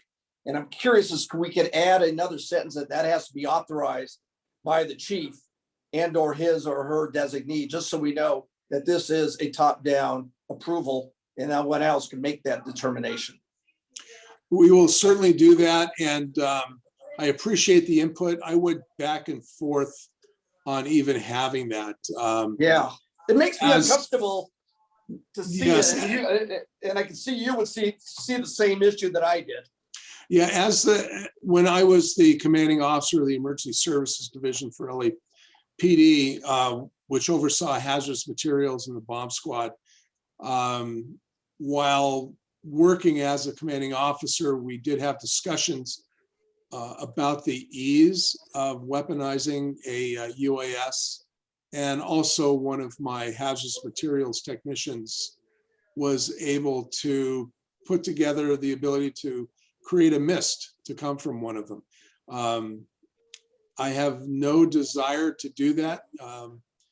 And I will certainly add that. And also I'm well aware of the use of drone swarms utilized by certain actors in the Middle East region and other places. Yeah, that's what just caught my eye. And again, do we avoid it or do we acknowledge it but put in the proper protocols? Because there may be that one time where it might become the only act that's available, and I don't want to preclude the department from being able to do what it takes to protect human life. But this is one of those issues that immediately caught my eye. Yes, sir. And we will add that language and based upon some conversations, I understand that if we do have a significant event where it's a tactical event, like a SWAT event, we do have the Los Angeles County Sheriff's Special Weapons and Tactics or Special Enforcement Bureau, SCB, respond, and they are much more better equipped and better trained at that with us rather than us. Otherwise, I'm in favor of this program. So thank you, Chief. You're welcome, sir. Thank you, Commissioner Ramirez. Any other questions from the commission? Commissioner Bo. I have two. The first question has to do with how this approach parallels with the use of the helicopter. We currently use the helicopter on occasion to do many of the same things that you're describing here that we might use the unmanned aircraft to do. And so I'm wondering, do we have a policy that is similar to this in our policies regarding use of the helicopter? And if so, what are the differences between our plans for use of the helicopter as opposed to the unmanned aircraft? I can see where they could be interchangeable in some cases, and I can imagine that the smaller unit could be of much more use in circumstances where it might not be practical to use a helicopter. But I'm just thinking, if we've already got a policy on the helicopter, how does this parallel it? Are there differences or? Thank you, sir. There's some similarities, but for the most part, they are very dissimilar. First of all, the Federal Aviation Administration, the FAA, has significant restrictions on the use of a UAS by law enforcement.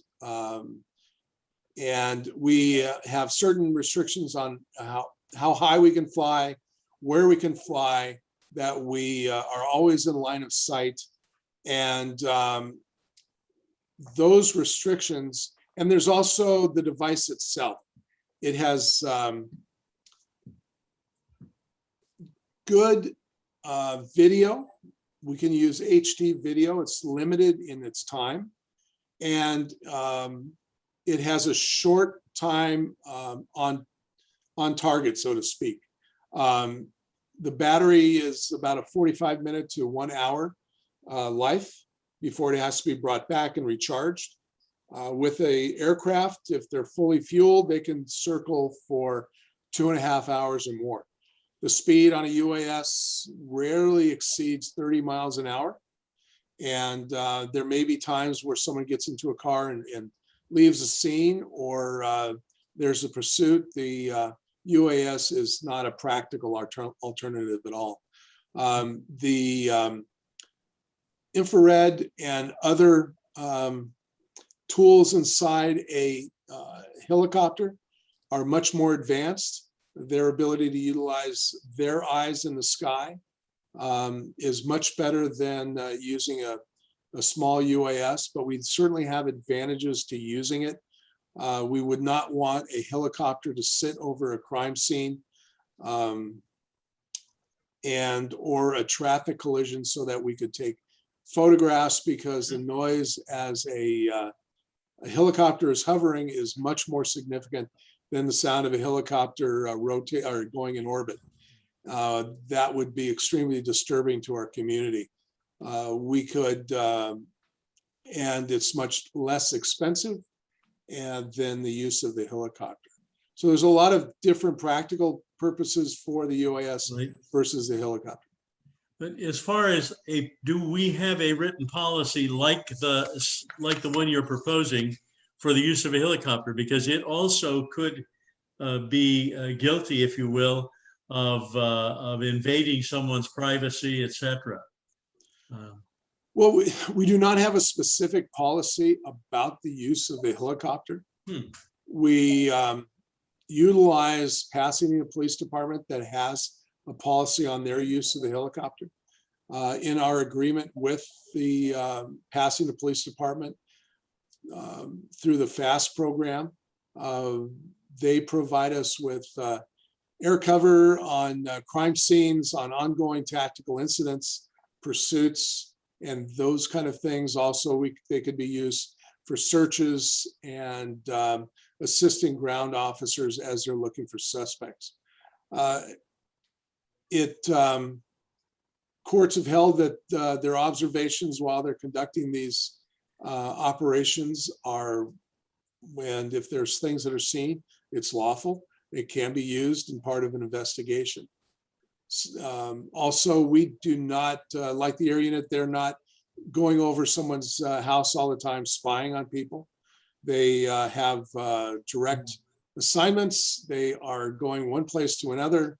And like our use of the UAS, they would not be sitting idly in the sky looking to see what's going on in someone's backyard. So I gather we don't have a policy, and so and you feel we don't need a policy, but we do need a policy for the unmanned flying object that we're working with here. I mean, Yes, they're two different issues. I don't see a need for a specific policy on the use of a helicopter, police helicopter. They've been used for many, many years. And we do follow what Pasadena Police Department's policy is regarding the use of their aircraft. As far as this is concerned, because we're at lower levels and because of communities across the country asking questions about the use of these devices, that it is important to have a policy. I believe it is extremely important so that we are able to maintain the professionalism of this organization while protecting the privacy rights of our community members. well, I commend you for that, and I'm not suggesting that your proposed policy shouldn't exist. Okay. I was just thinking maybe we already had a policy that dealt with the privacy aspects of the overflying of the helicopter, and that might be that the two policies might be parallel, and the fact that we already had some rules could be helpful in communicating with the community. But that leads me to my second question. How are policies such as this one implemented? Are they implemented under the authority of the city manager, under the authority of the chief of police? Does the city council have to approve the policy? And the reason I ask is that we're not being asked to approve the policy, we're just being asked to file it. And so I'm just wondering, is there somebody that you look to for support in the adoption of your administrative policies? I will go to the city manager and her review. And we also have the city attorney review this policy and to ensure that we're following the law. And they have made recommendations and changes as needed. To back up on your question about the Pasadena Police Department, I could always have someone from Pasadena Police Department come to our meeting and explain the use of the aircraft and answer questions about privacy. Well, thank you for that offer. I think we ought to keep it in the back of our mind in case someone in the public, in the community, is looking for parallels, certainly. Yes, sir. But thank you again, and I agree, and I do want to commend you on developing the policy, because I think it's something, first of all, we want to be able to use technology, and we want to be able to do it in a way that our residents are comfortable with. Thank you, sir. Any other questions from the commission? I see Ms. Sadusky's hand is raised again. Ms. Sadusky, did you have a question? Well, actually, I have a number of questions, but thank you. First of all, I am a little confused about the line that says recommendation. It says staff recommends the Public Safety Committee commit and file on the proposed UAS policy. What does that mean? That they do just like they're doing now. They're providing comment and suggestions. Commissioner Ramirez made a suggestion about weaponizing, and that will definitely be placed in the next version of this that will be going to the city council on the 30th. Okay, so, and what does file, comment and file, what does the file part mean? That means it'll be kept in our records for this Okay. commission. Okay. I mean, I would like to go through this in a little more detail. First of all, you said that, and I just want to say, you've used a euphemism, UAS, when this is really a drone surveillance program. And I find it not being very transparent to say UAS. UAS, you know, when I went through this, I was searching for what it meant. I mean, UAS program policy, and eventually you sort of said unmanned aircraft system.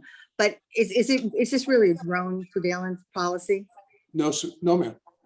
Okay, tell me the No, difference.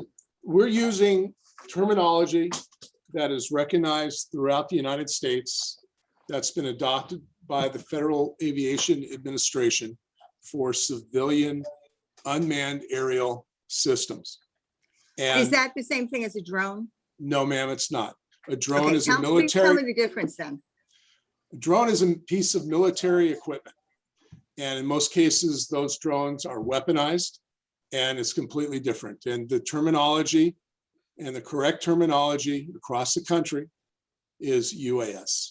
Okay, but I would submit to you that, like me, I'm sure there are many people in San Marino that will look at this and say drone surveillance program. Well, Now yeah, it's not, that's not the correct terminology, so I apologize. All I'm saying is that I think a lot of people may jump to that conclusion. Okay. You mentioned Chula Vista as a comparable city to San Marino. Does Chula Vista have a drone UAS program? I did not say that they are comparable. Okay. Our What did you- program, Hello? yeah, I thought you were saying something. I apologize. No, I was Um, asking you I what you said about understand Chula the Vista. question. I understand the question. Their program has been ongoing for several years.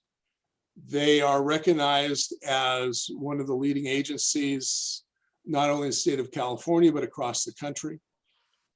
They do not call their system a drone. They don't use that term. That's an incorrect term. And we looked at them as one of the best practices. And our officer received training from a member of their department, their training program, to make sure. They utilize these devices multiple times a day and in multiple situations, as does cities like Torrance, Huntington Beach, and others. Do you anticipate then that San Marino will be using this multiple times a day? No, I don't believe so. Okay, I just want to give you a little bit of a comparison. Chula Vista has a population of 271,651 residents. We have approx 13,000. Chula Vista is 52.09 square miles. San Marino is 3.77 miles. So I'm not sure, they may have best practices, but I'm not sure comparisons between Chula Vista and San Marino are really good. Well, again, as I said, I'm not utilizing them as a comparison city. I'm merely taking, But you were comparing them in a way because you were saying that they have good best practices. yes. Okay, great. Now, let me go through this a little more closely. So the city attorney has not reviewed this yet. Is that correct?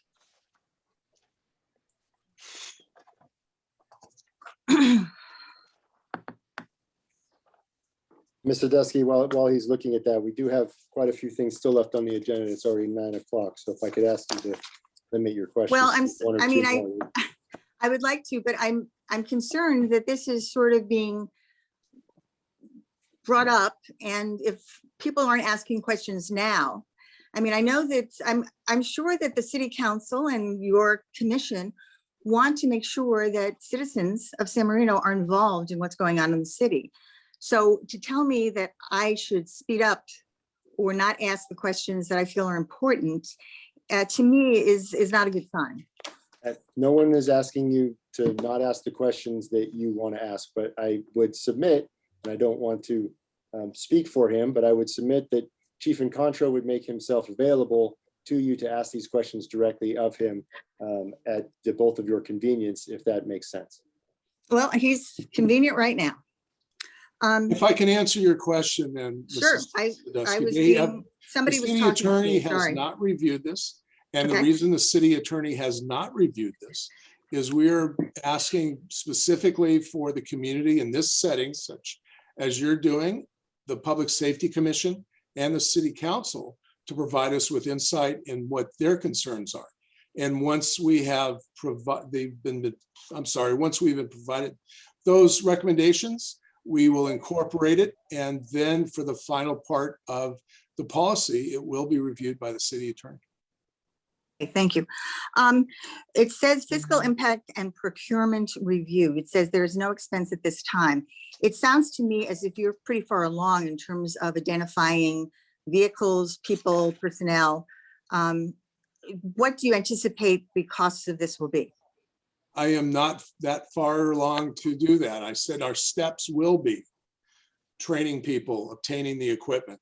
When we obtain the equipment, we will look at 3 different bids.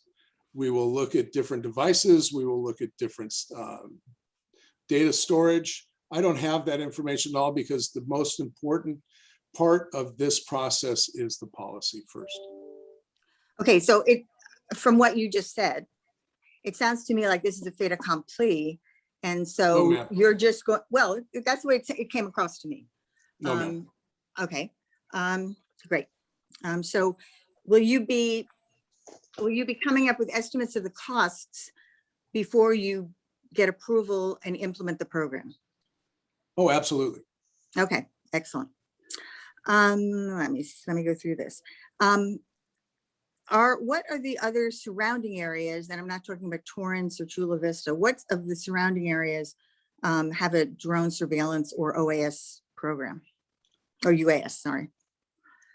Several departments nearby are all in the early stages like we are. Alhambra is one of them. Okay. All right. Let me go through this. This is a lot of material, as I'm sure you know. So you don't know the number of drones that you would need or the number of UAS? It would be a small number, 1 or 2 at the most. Okay. Do you know how many additional personnel you might need to manage and operate the program? None, None? none. So how would that work? Are you going to take officers from other duties in order to be able to do this program? We have sufficient officers to be able to add this to their assigned duties. Okay, but you would need to have this staff 24/7, is that correct? We would like to, but if we don't, we will not use the system. If we don't have an operator and an observer available, we will not use it. Okay, well, that's a little concerning. Why is Not that? to have it, well, not, if we're gonna have this system, why wouldn't we want to have it full-time, 24/7? I only have a certain number of officers available.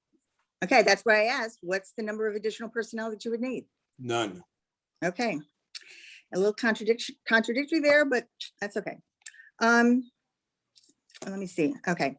I'm sorry. I'm trying to look at you on the Zoom and trying to read the program. Hold on a minute. You listed a number of situations for the use of this program. Can you tell me, it says UAS, this is page, I don't know, of the 54 of the 469, if you're following along.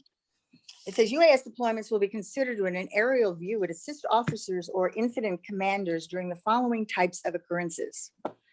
And you list a number of them. Can you tell me, over the last year, how many of these have occurred in San Marino? I don't have a number for you, but there's a significant number of traffic collisions. We've had several missing persons. Some we have not had, but we want to be able to tell the community that these are the possible types of deployments for this system. But to my thinking, wouldn't it be important to have that kind of information in order to be able to justify the use of this system? I said I don't have it with me at this time, but yes, it is. Okay, but you don't have it, but you think it would be important to have. Is that right? I'm sorry? You said you don't have, I asked you for the following, for all the list of the following occurrences on page 54 and 55. You had, you list them all, and I asked you how many instances per occurrence have happened in the last year in San Marino. And you said you didn't know. I said I don't have the information available at this time. Okay. Can you get that to me? Yes, Okay, when can I get it? 2 weeks. Great. Okay, very good. Thank you. Let me see. I'm scrolling through here. Just give me a moment.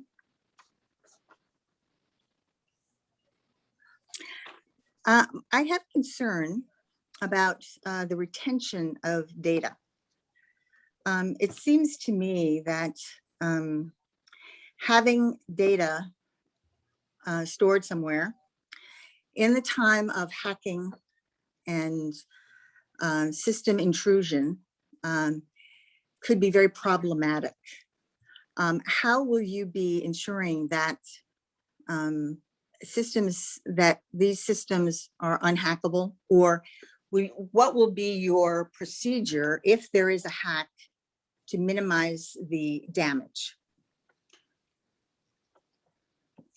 No system at all anywhere in the world is unhackable. I'm not We suggesting will- that it's not. That's why I asked you, how do you, Ms.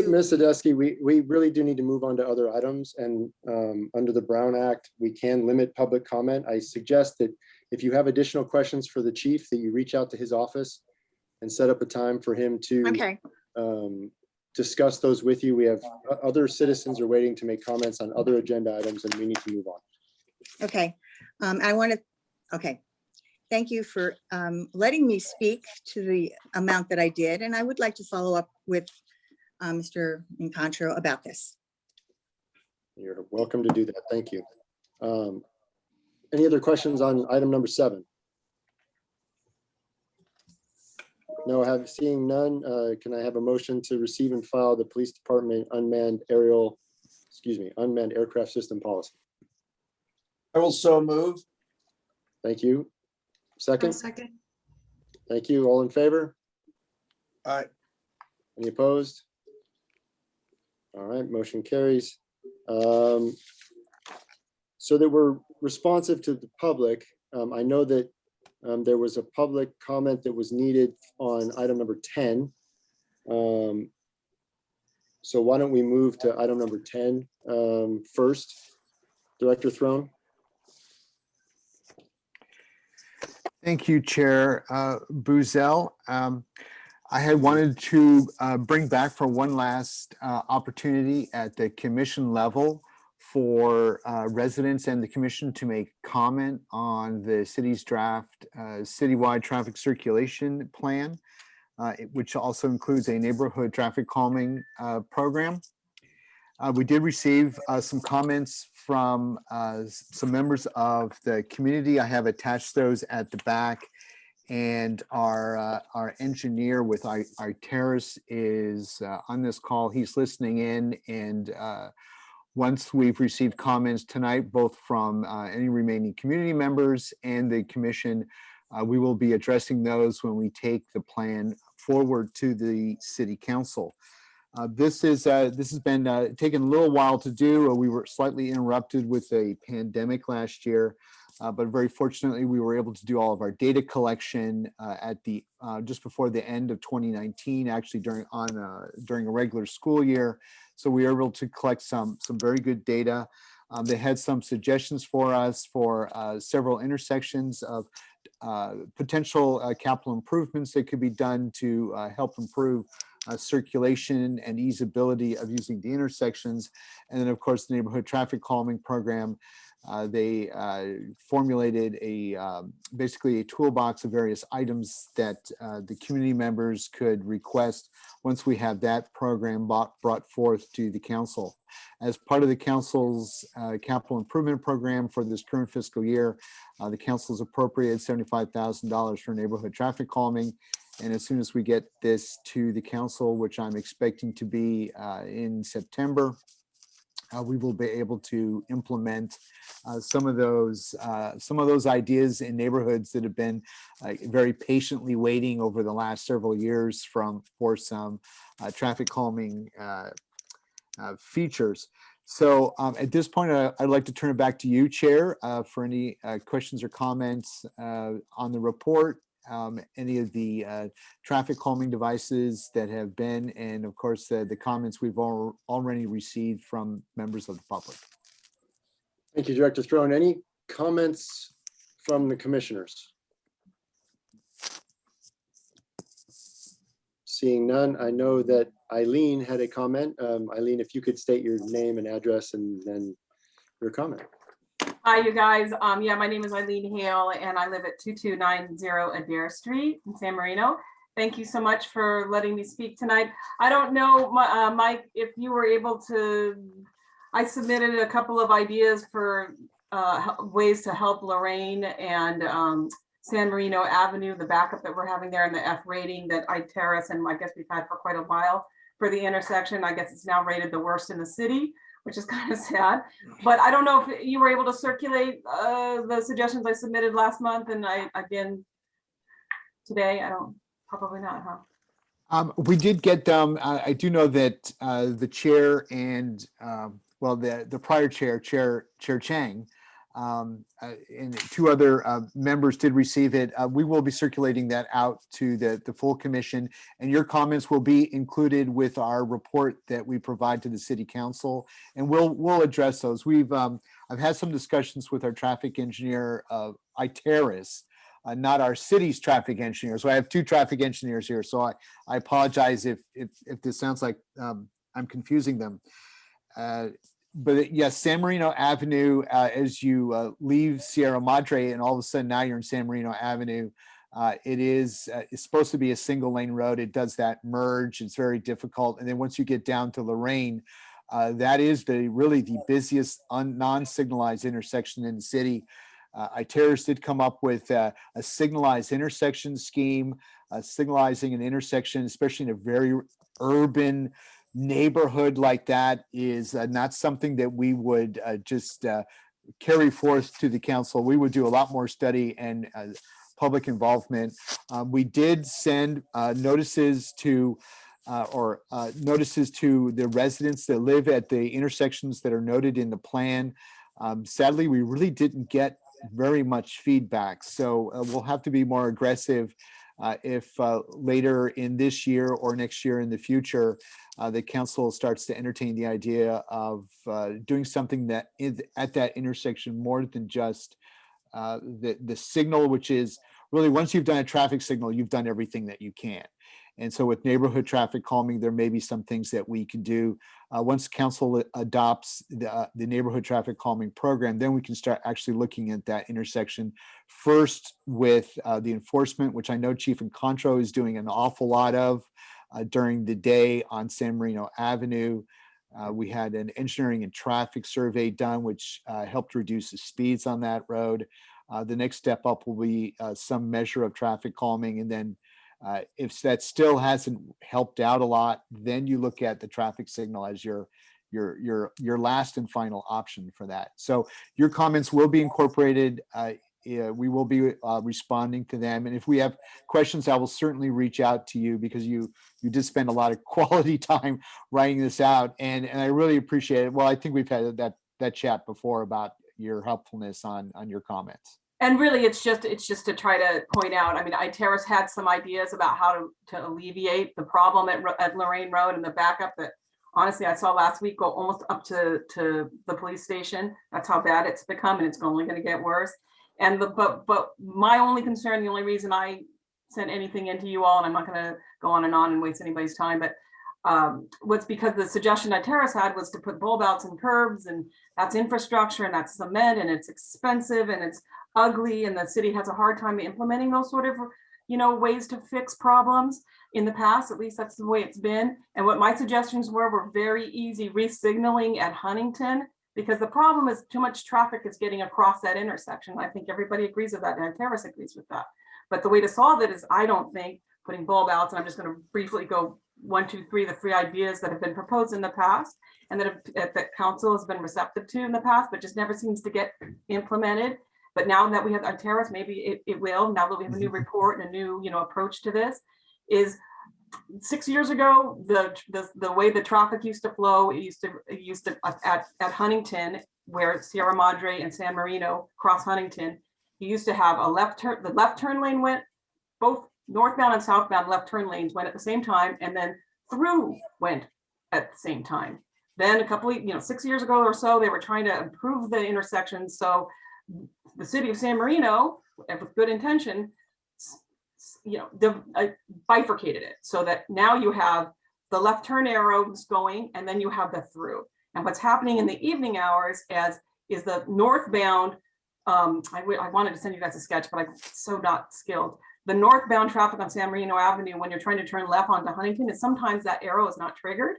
So instead, only the right left turn arrow is triggered to going eastbound on Huntington. So all the traffic from Sierra Madre not only has the time to go through on a normal signal, but also the untriggered left time. So you get like 50, 60, 70, 80 cars getting through there in peak evening hours. And that's, to me, the main reason traffic's getting through there. Another is the long pedestrian light, which Iteris noticed, which means you could shorten the regular green traffic light. Another one is you could shut down the 2 through lanes and make one of them a right turn lane down Huntington. Those are my 3 suggestions. I just wanted to highlight them real quick. They're not my ideas. They are other people's, smarter ideas than mine, but they seem to get lost over the years, and they're real easy. They're real cheap to do, and it will really help Lorraine without having to do curbs, without having to put a signal on Lorraine, which I don't think anybody wants. So anyway, that's all I had to say, and sorry to take everybody's time. Thank you, Ms. Hale. Thank you, Ms. Hale. Any other comments from the public? Seeing none. Do I have, we reviewed and commented, so there's no motion associated with this one, correct, Director Thrun? That is correct, Chair Buzzell. Okay. So moving on back to number 8. Chair, sorry. Yes. Oh, there was a hand raised, but it went away. Never mind. I thought I'd seen one, but you're right. Okay. Number 8, review of draft 2021 pavement management plan. Director Thrun, that's you again. Thank you, Chair Buzzell. I apologize for overloading you with a lot of paper. But many times the conclusion of an engineering effort is a lot of data. So I will really skip over the minutia of data. Every 2 years, we perform a pavement survey of all streets in town.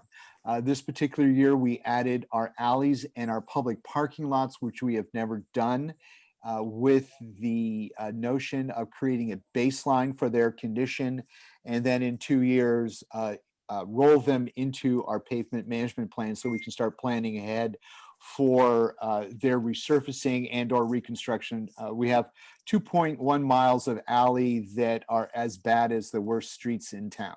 So that is something that will be on our to-do list, but I wanted to make sure that we captured it finally. Every 2 years, as I mentioned, we do this pavement survey, and what that does is it helps gauge how well our expenditure has been, where we've been targeting resurfacing, where we have been retargeting slurry sealing treatments and crack sealing, and it helps keep us up to date. The ultimate goal of this program is to get us into a maintenance only footing where we're really doing just preventative maintenance and regular maintenance and not having to catch up. And currently what we're doing is we're catching up. There's been multiple decades of deferred maintenance here in San Marino, primarily on the neighborhood streets. I know a lot of residents have never seen their street paved, and they have lived here for multiple decades. And that's a function of limited money and really not having a plan. So now that we've got this plan, this is the third cycle that we've gone through a 2-year investigation. Our program currently goes out 15 years because I asked the engineers to look at as far out as they could go to that point where all of a sudden now we're really just doing that surface treatment, that slurry sealing, which we do every 7 to 9 years, depending on how well the street is performing. One of the things that in catching up on deferred maintenance, we really have to triage our street system. And what that means is streets that are in good shape, we want to keep in good shape. Streets that are in very poor shape, they're not going to get any better, any quicker. And we really triage those to more the later years of our program. The reason for this is twofold. One, it's less expensive to keep in good shape a street that is in already good shape. So all we have to do is a very inexpensive, relatively speaking, surface treatment like a slurry sealing, and that street's good for 7 years. The more 7-year streets, or the more streets we have on a 7-year cycle, the less money that we have to spend there. And then after a point, we reach a critical mass of the number of streets on this 7-year cycle that we can start going in and doing major reconstruction. We have at least half of our program currently, which is about $20 million, is major reconstruction that we have to do because that's really how much deferred maintenance there are on those streets. With the budget that the city council is currently appropriating, which is $3.5 million a year, we have a fairly good balance of getting to a very limited amount of streets that are in poor condition to reconstruct those. And primarily most of the money is going to those streets that are already in good and very good condition. As I mentioned, the main thing that we're looking to do is to preserve the assets in good condition, and then we systematically get to the other streets that are in less than spectacular condition. One of the things that I implemented on this particular cycle was there are a lot of streets that in our current plan ends in 2027. And I know we have streets 5 years after that are supposed to be taken care of. They're not on a list. So this way we'll be able to target all the way out to the year 2033 when everyone's street will be touched or retouched or even touched a third time. So in preparing this document, you'll see that the illustrative exhibits toward the back of the report, and I'll just give you a general page number here, you look at page 173 of your packet or page 113 of agenda item 8. So you have two choices there. That's where you start to see the color pictures of where your street is, what color and what year does it show up with the color and what we're going to be doing on it. And this we will make available on the city's website so that folks can go in and basically scroll through year by year to see at what point through their street gets touched. I believe that the vice mayor's street may be, according to this, in 2026. So help is on the way, Vice Mayor. I would love to do streets sooner, but as I mentioned, we also have major arterials. We have Huntington Drive, we've got Sierra Madre, we have Del Mar, which is in horrible shape that needs a really, really serious resurfacing. Those streets, on occasion, we can get state and federal funds to do those. Currently, that money is not available region-wide. And those streets, because they are very wide and there's a lot of lanes, we do those in pieces. This year's resurfacing project will be doing a portion of Huntington way toward the west end of town in the westbound lanes, because that section of the street was identified as kind of needing a little bit of structural help. So as I mentioned, we do this every 2 years. I like to bring this plan to the council for a variety of reasons. One's to let them know how they're doing and their investment of $3 to $3.5 million a year is starting to pay off. And also to really share the information as to residents when they're interested in knowing when is their street going to be gotten to. And that concludes my presentation. This is a please provide comment if you have any comments on the report or anything that I should be highlighting when I bring this to council in September. Thank you, Director Throne. Any comments from the commission? Seeing none, Director Throne, I will say I thought it was a comprehensive report and I was pleased to see my little street on the plan for 2023. So it was a very informative set of maps. That was right where I went to. So yeah, I think your instinct to highlight those for the public is a good one. Any comments from the public? I see no hand raised there. So we have reviewed and comment and there is no action item beyond that, correct? That is correct. Okay, There's so a raised hand. I'm Ms. sorry. Sadowski, I would, you're obviously, excuse me, you're obviously entitled to comment, but I would ask you to limit your comments to a maximum of 3 minutes. Thank you. I will be much less than that. Thank you, Mr. Buzel. Mr. Throne, I sent you a message in the chat. If you could send me your email, I have some questions which I don't want to bore everyone with at this particular meeting. So if you could send me your email, I would appreciate it. Yes, Ms. Sandusky, sure. No worries on that. I will. Okay, it's not Sandusky, it's Sadusky. Thank you. All right, thank you everyone for hanging on. I know it's a very long night, especially for staff. I appreciate the commitment. We are on our last item, number 9, pedestrian visibility review of Granada Avenue at Sherwood Road. I trust Director Throne, that's you again. Yes, it is. We were approached a little while back with a pedestrian concern at the crossing of Granada at Sherwood. Sherwood also connects over to Cynthia, which is in Alhambra. Folks were having issues with the little traffic circle, the roundabout that's there, and the lack of pedestrian visibility. That was a traffic calming project for Granada several years ago, and it does seem to have been fairly successful. However, we're seeing folks now doing an east-west crossing of Granada. I asked our traffic engineer, which would be TransTech, to take a look at that and give me a safety recommendation. They have 6 recommendations, which are pretty much involves striping and some high visibility signs, and then also some coordination with our neighbors to the west. I'm looking to see if there's any comments or suggestions from the Public Safety Commission. before I reach out to our neighbors and then bring that ultimately to the council in September. And let me just, for everyone's benefit, if you don't have it in front of you, these are the calming suggestions here. That is correct. Okay. Any questions on this from the commission? One question, please. Yes, sir. Commissioner Bo.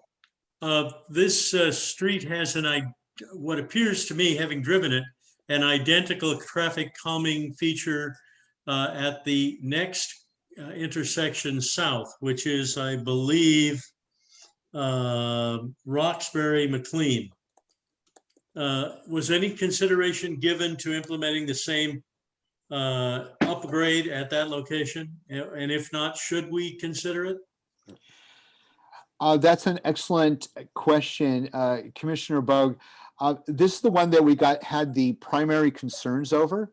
And I Yeah, think what we would like realize to it. do is to experiment with this one first. Ladder crosswalks are fairly typical. You'll see that the stop sign is one of those with the red posts. That is not a typical setup here in San Marino.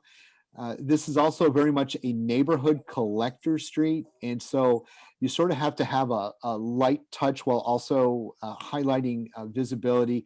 Also the double yellow center line, that's also something that you can see that once it gets to where the circle is, it kind of makes a Y shape.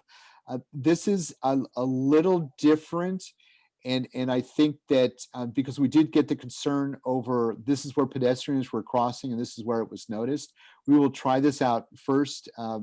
If the council grants us the authority to go forward and do it.